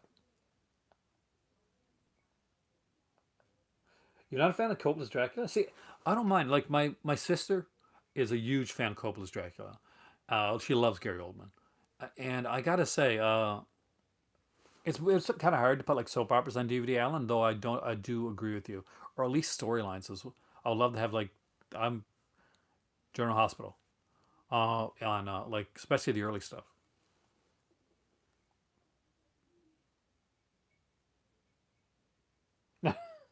I think you just got to kind of go with it, Arnwolf, on how that is done. You just got to kind of, there's like you got to leave like some to the imagination.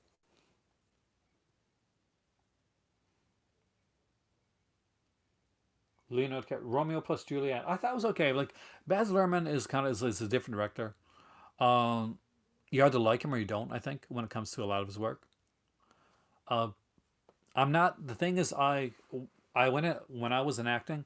Romeo and Juliet was one of the most like one of the plays that was put on most, and I truly hated it uh, because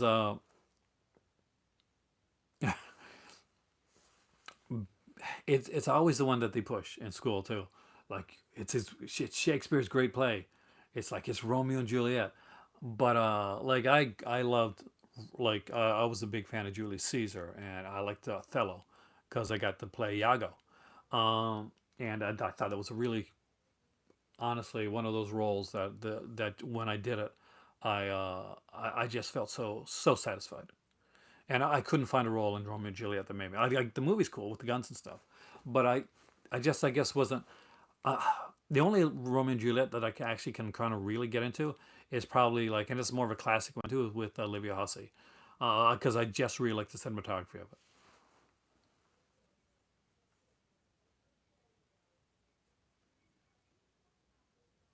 On a black red coffin package, Retractor Prince of Darkness. That actually would be kind of cool. A lot of the Hammer stuff now is coming out. Hopefully, uh, next month. I put in for it from Mill Creek, so I'm hoping to get the Hammer set from them. And if I do get it, I'll be unboxing it on here, and I'll be reviewing it as well. There's some amazing features in the Hammer set that I talked about, like when I was over with my over to my dad's. I talked about the features that are going to be on there, and that really blew me away.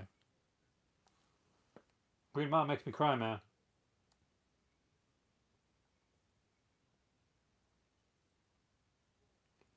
Is Imprint doing a Hammer box set? Because that's news I've missed out on. Imprint is a company like in Australia that I don't have anything from, but I'm very intrigued by their stuff. Now Brian Sauer, who I think is gone now, but he was on here at the beginning of the video. Um, he's shown off a lot of Imprint releases on his Just the Disc YouTube channel, and he's talked about it on his podcast as well. But I definitely would love to get some Imprint releases. They're just so expensive.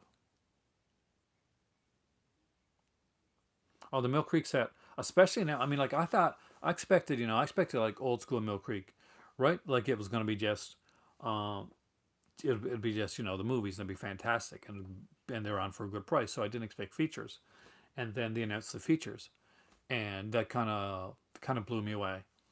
So I think, and I'm proud of this, uh, that I got to announce on here the features of like Mill Creek. I was one of the first to announce it, I think.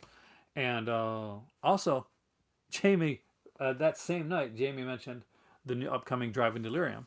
So there you go, guys. You want to get some like sometimes like get some news early on. There you go. We got a couple Driving Deliriums in our cart we want to pick up so badly. Um,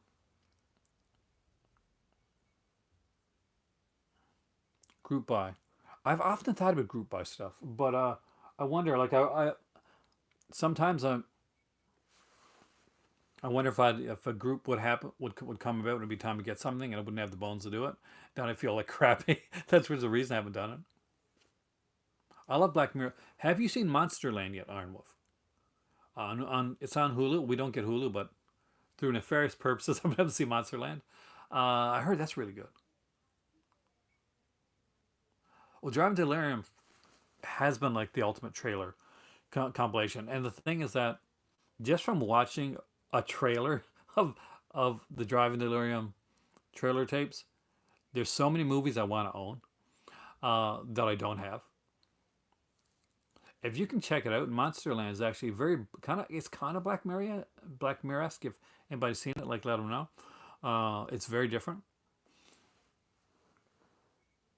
But I listened to like The Colors of the Dark last night, and Rebecca McHenry mentioned it. And usually, if Rebecca McHenry mentions something, uh, I that's something that I want to see because we do have similar tastes in a lot of this, especially like these style horror films. Oh, let me see that. Let's open that Safari. Oh, the House of Hammer set. I did hear about that. So House of Hammer is a TV series that Hammer put on later in their lifetime. And if this is the one I'm thinking of, I think one of them is actually like a sequel. So what do we got here? New 2020 exclusive audio commentaries by Mark Gaddis and Kim Newman. That's going to be good. I'm watching time. Rude Awakenings, House That Bled to Death. That's a really good episode. Two Faces of Evil. New 2020 exclusive audio commentary by actress Rosalind Lander and Kim Newman on Guardian of the Abyss. New 2020 exclusive audio commentary with Jonathan Rigby and Kevin Lyons on the 13th reunion. Charlie by the Silent Scream. Silent Scream is actually, I think that's a sequel to one of their films. Oh no, Children of the Full Moon, I think it is. Marcus Satan. Grave Recollections, a visit with that actress Catherine Lee Scott, of course, from Dark Shadows fame. Hammer Housekeeping, I'll get that right. A visit with Mia Nadesi featurette, widescreen version of the episode Guardian of the Abyss, and opening montage raw takes from Rude Awakening. So that looks really, really good. There's like some really good like actors like were that came out in that series. I know there's an episode with Peter Cushing, and I think Brian Cox was in one as well. Um,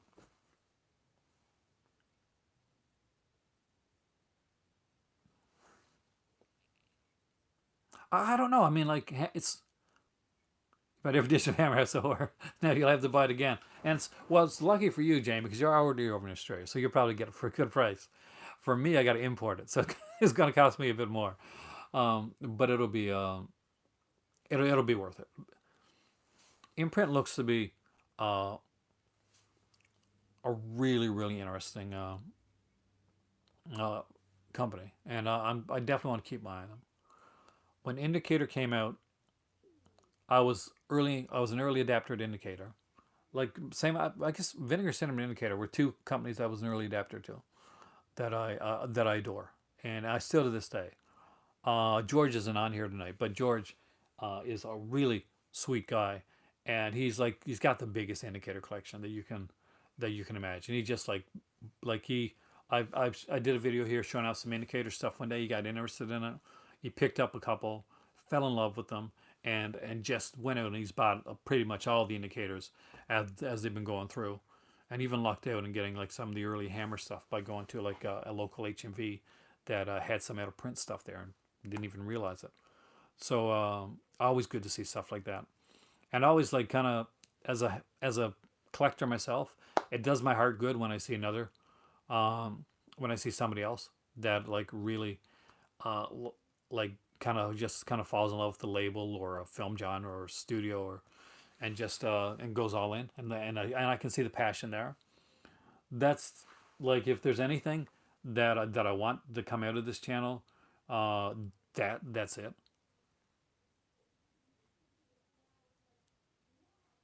Really? That is cool, man. He's doing a great job. He Brian has been lucky enough that what Brian to get like not just I'm not lucky and it's not lucky because you know what Brian worked his butt off to get where he is at with just the discs, so he deservedly gets like a lot of this stuff sent to him. He's in the perfect area for it, and he works with a lot of different companies. Does uh, maybe a combination of both of us. Dice K, by the way, does great stuff, and we're hoping to do another video together in the future. And I'm a huge fan of him. That follows the hero's journey. It really depends on what you mean by the hero's journey.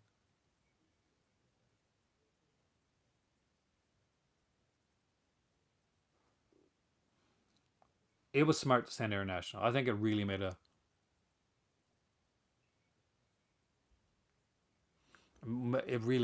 difference.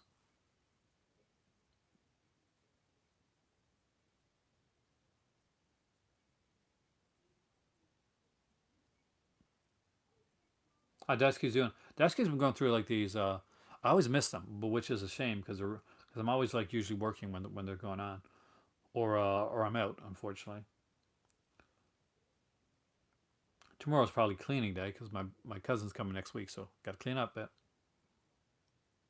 I'm looking forward to that actually.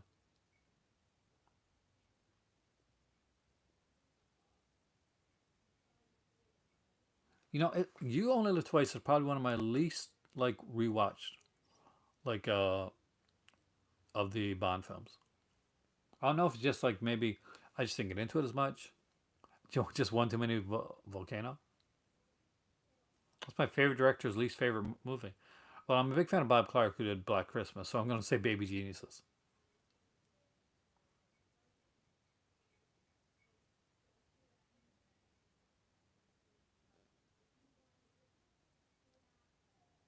Which Blofeld was it in? You Only Live Twice. Is it Donald Pleasance?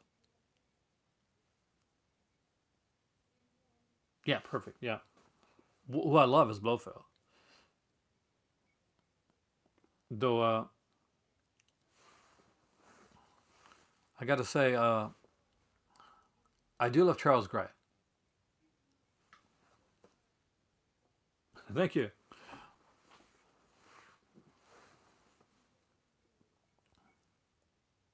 Let's see a Bond movie take place in a zoo or summer camp. That's an odd choice for like a Bond film. I'm gonna go with the zoo though because summer camp is kind of Jason's domain. Um, go more for the circus. Would be like a Roger Moore one.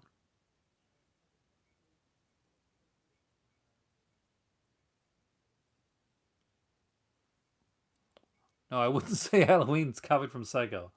If anything, say Halloween got some of its nods from Black Christmas. Actually, um, I know it's kind of sacrilegious. I love Psycho. I really do. A lot of people take that as the first slasher film.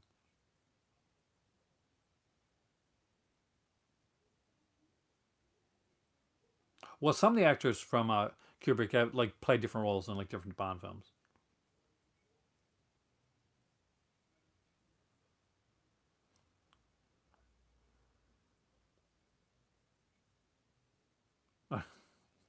I, I wish Back to the Future had been wrong.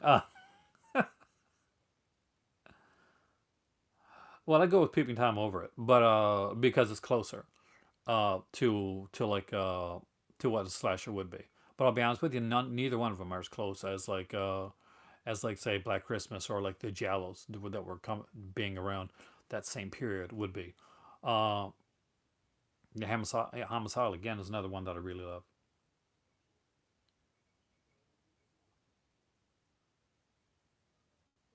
The Simpsons predicted it. Yes, I see. Couldn't do Cyclone Color. The studio didn't that were doing that were making the movie Psycho. They didn't want to put it out even on in the theaters initially. Alfred Hitchcock had to use his production company for the Alfred Hitchcock Presents TV series in order to get Psycho made. It was only after the film actually was finished and was done in black and white, partially for that and partially because the blood would look better in black and white, that they decided to actually do Psycho as a theatrical release. Oh God, no! Let's not turnerize this, man.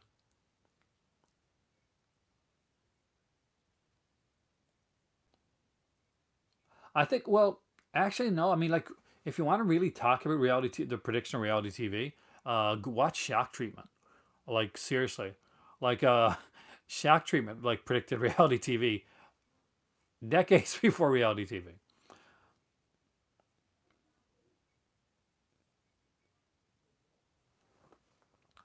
But that's the thing. I mean, like, writers, directors, yeah, we have like fervent, unique, insane imaginations, and sometimes it's just a fluke that some things look to have been like predicted, but in actuality, it's just like, honestly, when the Simpsons did the Donald Trump thing, it probably seemed like the most ridiculous, kind of funny thing to do. So that's what they did. When with like 9/11, it's definitely was a tragedy, and and terrorists like attacks and tragedies are all over action films and stuff. So Videodrome is definitely more City TV. Yeah,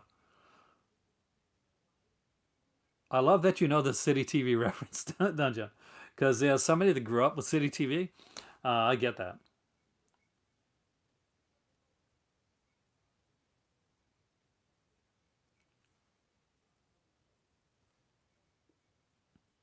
So live action version of Crazy Taxi. You know what? I can actually see that happening. The closest thing you're gonna get, there's a series of French films called Taxi, which are really good, by the way. They did like a really not very good remake of them in North America, and it didn't do that well, I don't think. But the French ones are definitely worth checking out. Amy, welcome, man. Creature from the Black Lagoon. I love that film. Did you watch it in 3D? By the way, I did watch Friday the 13th in 3D. Yes, yes, yes, yes. It looks so much better than my Anocraft 3D version of Friday the 13th.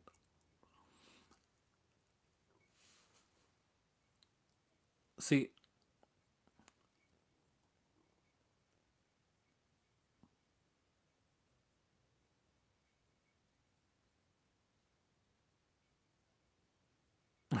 enjoy yourself, Kubrick, man. No reason to say you're sorry, just to go have fun. That's what it's all about.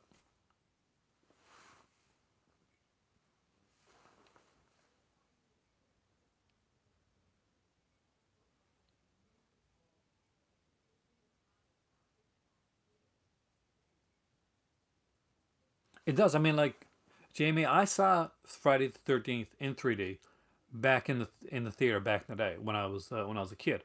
Too young to see Friday the 13th in the theater, but I've seen every Friday the 13th, except for Freddy versus Jason, actually, in the theater. So when it initially came out, and I'm guessing you probably saw it back then too. It had a obviously it had a very different 3D format than we use today, and it's very much the gimmicky 3D of being out kind of like really coming out into your face, and that's the 3D that I like. I'm actually not a fan of modern day 3D where it's almost like a storybook where it's kind of layered inwards.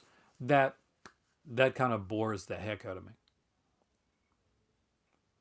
Well, right now, Luke, I have got two TVs, just not large ones. I got two. I got a 55-inch 4K television that's in my living room.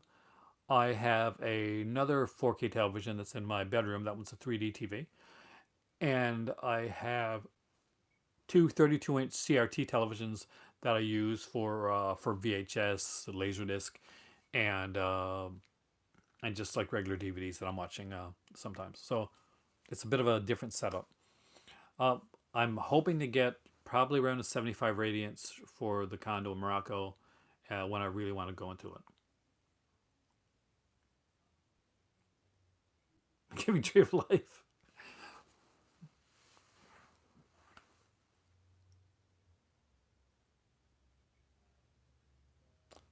See, the yo-yo didn't work as well for me, like on this one, but the pole came right out into my face. Same with the when Friday 13th comes out, it really comes out. That reminded me of the theater.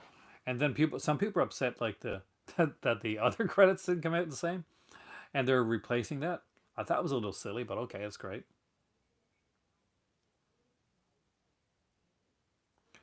I noticed Jason in Friday 13th Part 3 in 3D more watching it this time than I noticed in any other time.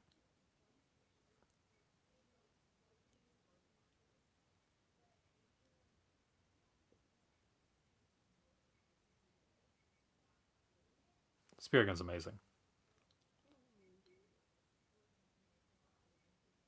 I got to go with Brooker. I love Ted White. He's great. But for me, I'm gonna go with Richard Brooker. I just like his take on the character. They both are fantastic. Rest in peace, Richard Brooker. Like there's just a physicality. Aaron's secret message. No, but I've seen this T-shirt that's like Aaron, you're a bad influence. Not me, but it was just like a.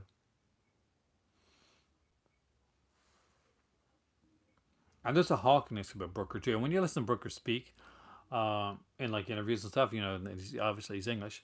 Um, it's so kind of neat. You got like this Jason that you could have tea with, which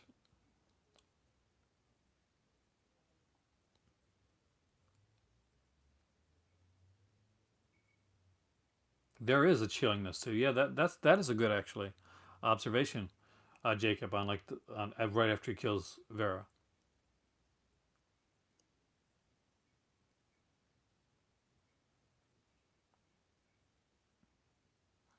So you're lucky, Jamie. I never got to meet Richard Brooker. I would have loved to have met him. Like I met Kane, who was a very nice, very intense guy. Very nice, uh, very quiet. I noticed that a lot of the horror guys that I meet are super quiet. Now, Doug Bradley, talkative guy, man.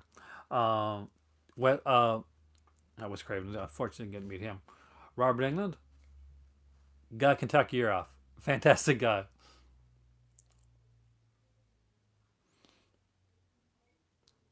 But Kane is super serious. Like he knows the character.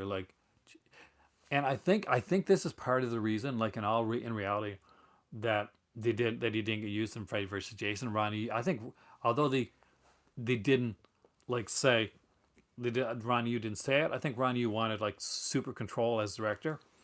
And with Kane Hodder, like you'd look at Ronnie Yu and you'd say, Jason wouldn't do that because I'm pretty sure if he had read, you know, Jason Voorhees stops because water is dripping down, he would have flipped. And rightfully so, because I did when I was watching the movie. He can. I mean, like I talked to him, Jamie. Like when I was talking to Robert and we talked to him, and I met Amanda Weiss the same day. She played Tina, which you know. But we talked about the fact that I thought of him as like because he'd done so many roles with makeup and stuff, and he did them really well. Whether it was like Phantom of the Opera or The Mangler or Nightmare on Elm Street, I kind of like paralleled him to Lon Chaney. And he said that was a neat observation because when he was really young, he was at I think it was at his aunt's or something like that, and he saw this photo in a Life magazine of like Lon Chaney, and all around were all the like different characters that he played, like pictures and stuff like that. And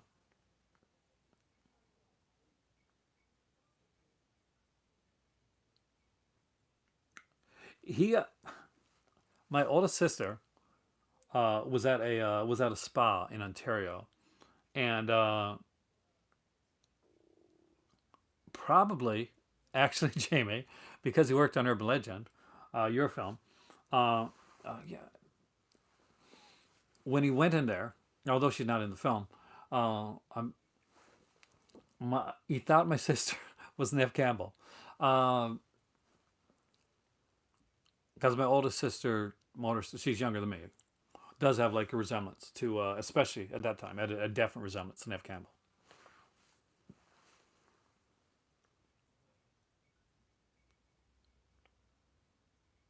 Jason, I want to see Jason Australian film. That'd be awesome.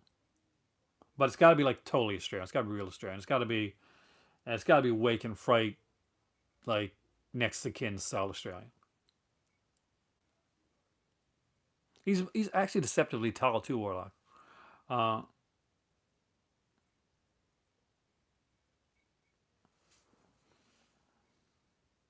he was Willie in V. Yeah, like I mean, like so.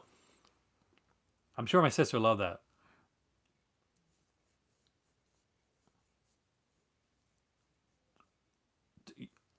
Definitely, 100%, man. Keep an eye on that. What you need to do is, you probably already got front, but if you haven't, formulate your idea and script now, and start like, because once that once they finish this lawsuit thing, what they are definitely going to be wanting to work on that. Only horror person I met. I would love to meet Stuart Gordon, Jacob. That's an amazing horror personality to meet. So if you're going to meet one, that's a good one.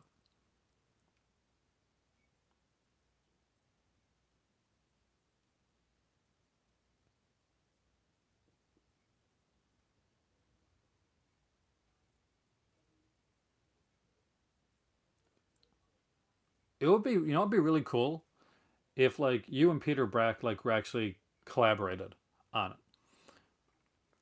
Because I think it would be nice after all the work that Peter Brack has done, and if you see him, like tell him I'm a fan and say hi. Um, it would be nice to see a Friday the 13th film with Peter Brack's name on there somewhere.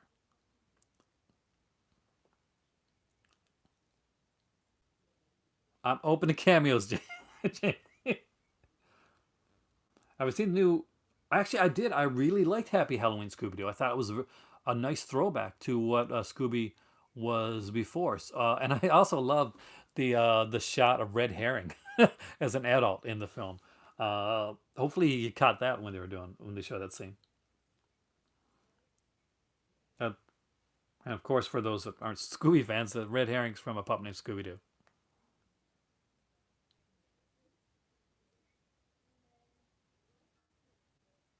Bracky, thank you. By the way, I suck at pronunciation. If you haven't noticed that in my videos, um, I pronounce Agnes. I pronounced it Agnes Varda, which is so totally wrong, uh, from the actual French pronunciation for the director. The But I pronounce things so badly now that at this point I'm it's a stick for me. Agnes was great in that.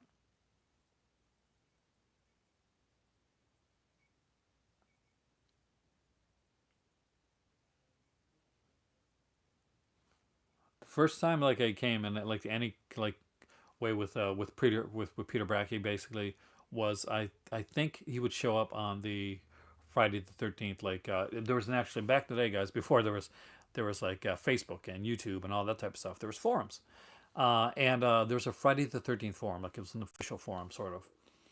Uh, and he would show up on that. That's back when he was actually getting starting on the on getting the book made, which is the definitive like Friday 13th book, Crystal Like Memories. Which if you don't have it, definitely get it. Um, and he was very nice. Unfortunately, some other people on there weren't so nice because I love Friday 13th Part Five, and I got like raked through the hell, like raked through the mud for liking the film actually back in the day. Necronomicon's an amazing film. It's fun, and it's great and it's cheesy. And Jeffrey Combs, which is the only time I ever got starstruck, was it was when I met Jeffrey Combs because from Reanimator and From Beyond. Um, he No, Ragman. Unfortunately, Necronomicon's not on Blu-ray. Yeah, not as far as I know, not in North America anyway. It really needs one. Oh, there's a new book coming out. I was unaware, Jamie, of the new book, but I definitely want that. Like anything comes out slasher wise, uh, I'm 100% into that.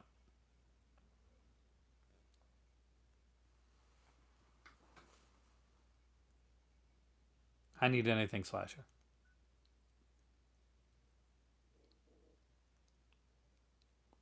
You like Nightmare 2 to get the appreciation that Halloween 3 has gotten you. I think Nightmare 2 is starting to get it. Like there was recently a documentary, Jacob, with Scream Queen, and it was about like the lead actor of the film. Did you loan the cherub mask? That is so cool. If we ever meet Jamie, I'm gonna put on the cherub mask just to take a picture, just so you know. Um,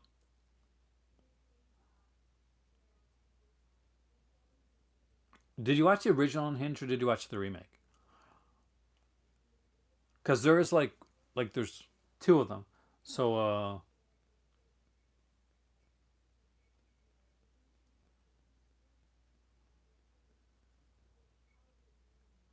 original, okay. Because I hear great. I got the remake here somewhere, but I haven't got a chance to watch the remake yet.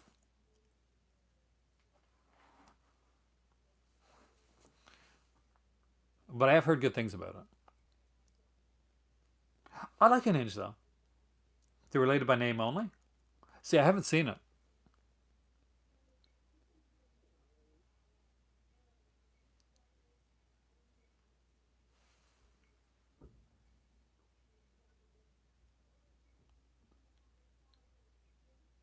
I love poetry, though it's the one thing that I can't write. Savannah actually was a really cool guy when I met him.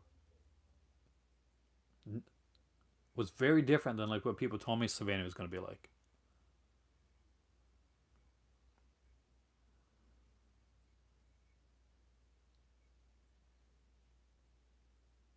Oh no, no, there's another one, Jamie.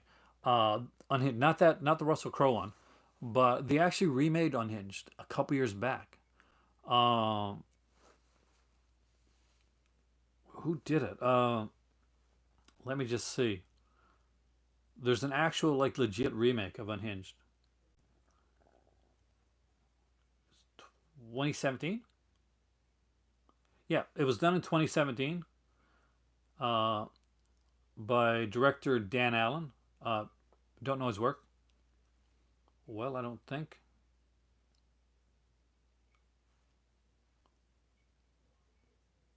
But I'd heard decent stuff about it. That being said, I haven't seen it, so I really don't know.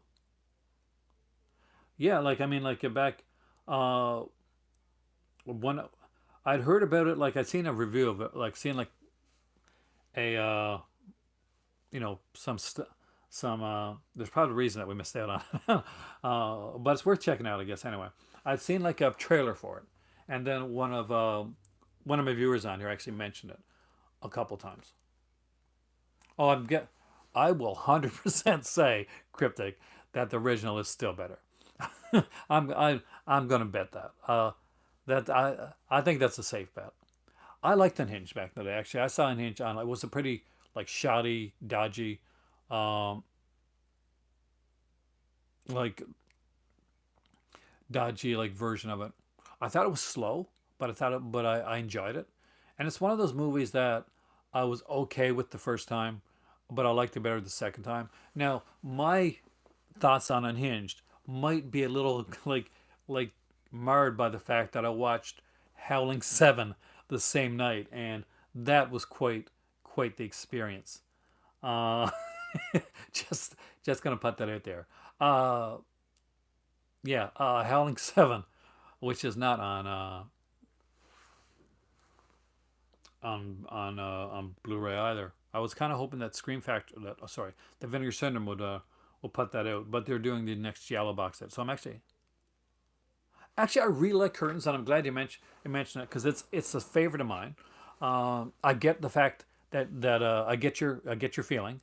Uh, See, when Curtains was being made, um, basically the director wanted to make.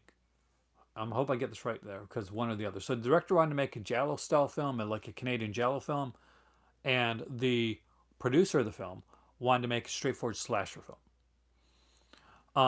Now, curtains is a mixture of it's two warring entities, and for me, I think that odd little mix between Giallo and slasher works, like in the film's favor. I think that if it would have went any farther in one way or another, that it wouldn't work. Uh, not the way that I wanted to. But I definitely think that give it another shot. I do think that Curtains is a fun little film, and as always, you guys know I'm a Black Christmas fan of 1974 original, and the girl that gets killed, the first girl to get killed in Black Christmas with the plastic over, she has a very important part in Curtains. Actually, she's one of the girls, one of the actresses that's there.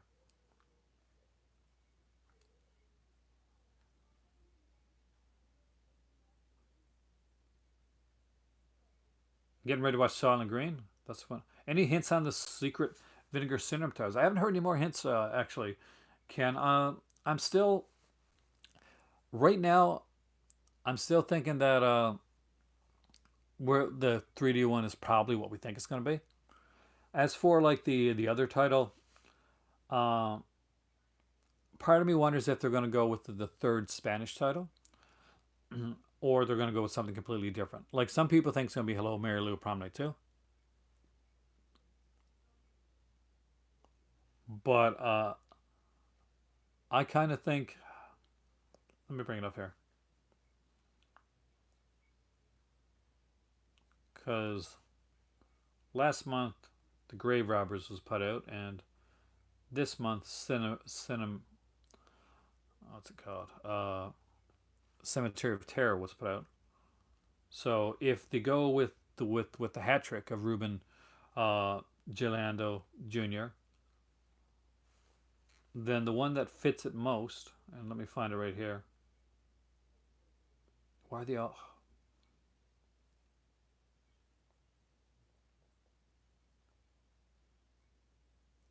I can't read the title because it's Spanish, but there's actually a kind of a slasher film that he did. Denzel Terror. Oh, man, it's been a long time since I've seen that. I remember the DVD release that I had was actually fairly decent, but decent for back then, not for like what you would see right now.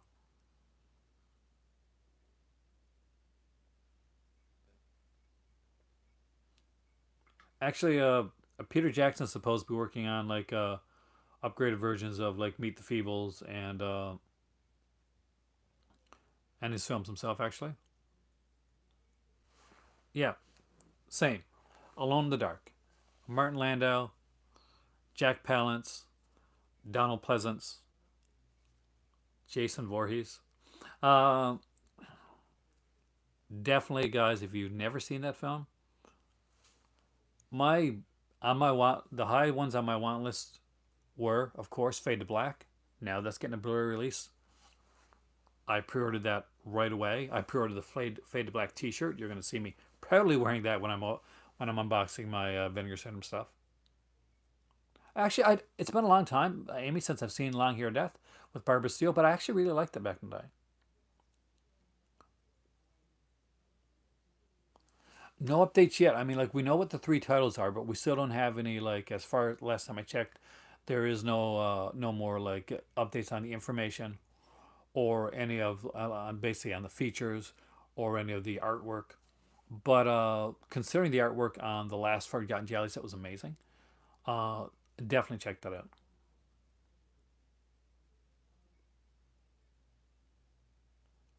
Oh, that was such a good score. That really bums me out, man, because that was such a good score. Silent Night, Bloody Night. I mentioned that one earlier actually. Definitely needs a Blu-ray release. There, I think it was it Imprint that put out, or was it Indicator that put out Never like No Way to Treat a Lady with Rod Steiger. Excellent film.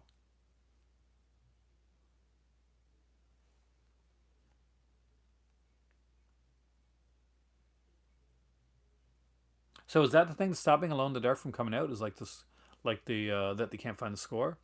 Do they have the OCN for Alone in the Dark now, or would they be working off different elements? Hey there, Dustin. Welcome, man. Oh, that set is gonna be amazing. The Arrow Swamp set, yeah, the Gruffy set. Basically, that's the next that is the next um, like American Horror Project set. That's really what it is.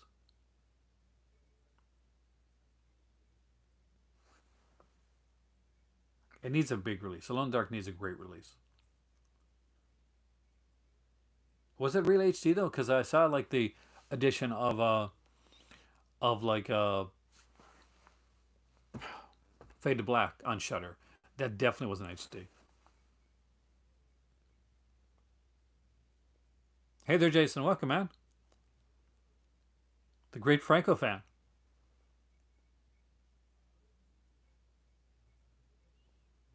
I would love to see a Criterion release of the Devils uncut because I've got the BFI release, which is still uncut a bit. Humongous. I would love to see. I saw Humongous by the way in theater. Humongous is a Canadian film. There's another Canadian horror film for you. It's a very dark film. Uh, but I would love to see that. And if you've never seen it, uh, Jamie, if you haven't seen Humongous, it's worth checking out. It's a Canadian slasher film. Pretty standard like plot line. Some people are on a boat or gets stranded on this island where all these like dogs in it are, and where these rich people lived, and they had a daughter. I don't want to say anything. It's just real. It was cool. I actually really liked it. I did watch Millennium. I actually really liked Millennium. I thought that every season it tried to reinvent itself. Uh,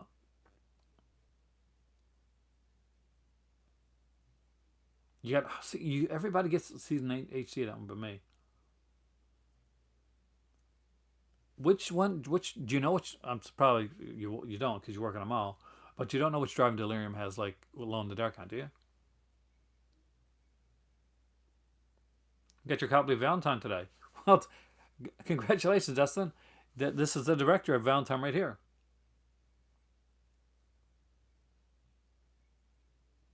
Welcome back, Heroic. You're the munch little tots, monster little girls and boys. You got the blue. I should have known, man. I think we have the same sense of taste when it comes to a lot of these films.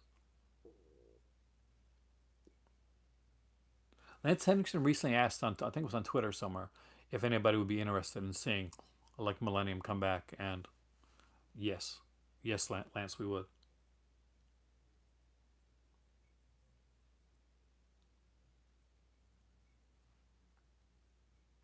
Pretty Maids on Horror, Rock Hudson actually. I actually like that film.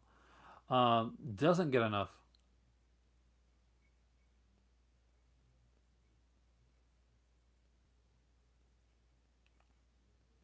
I think we're gonna get that Ken closer to like December announcements. I don't think are gonna be. It depends on what you're into. Uh, but the December announcements are going to be like adult titles only. Uh, that they're because they're enough the year on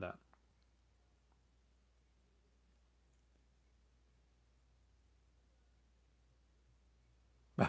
Predicted that. So I mean, the HG rip of definitely.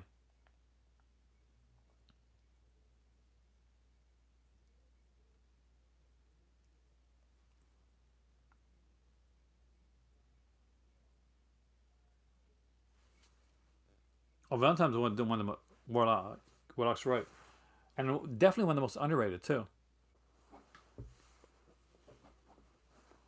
Don't Knows. Oh, yeah, it's on Vinegar Syndrome, Leslie, and it's a fantastic little film. Though I always kind of find it funny because when you really think about it and you look at the guy in the film, like who would go in the house with that guy? Like in all seriousness, like Brian Sauer said this, and he's 100% correct. Like he's not a guy like that you would like.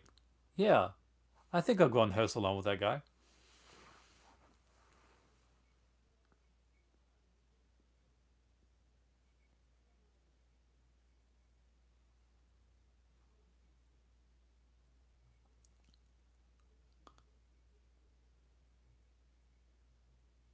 It is a mean, like it's a bit mean spirited.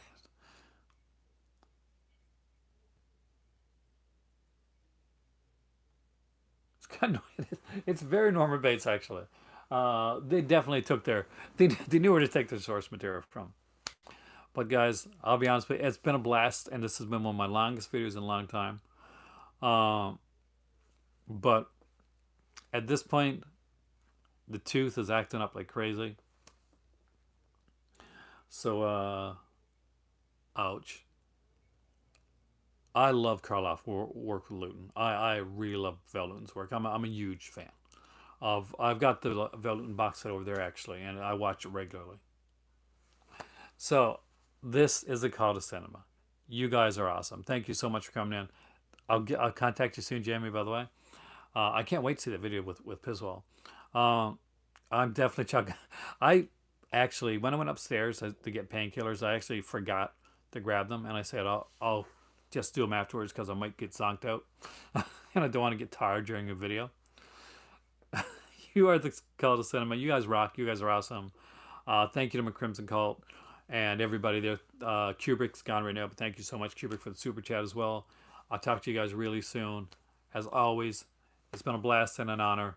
Have a great evening, and we'll hopefully be doing another one of these maybe tomorrow night. So keep an eye out if I'm not in too much pain.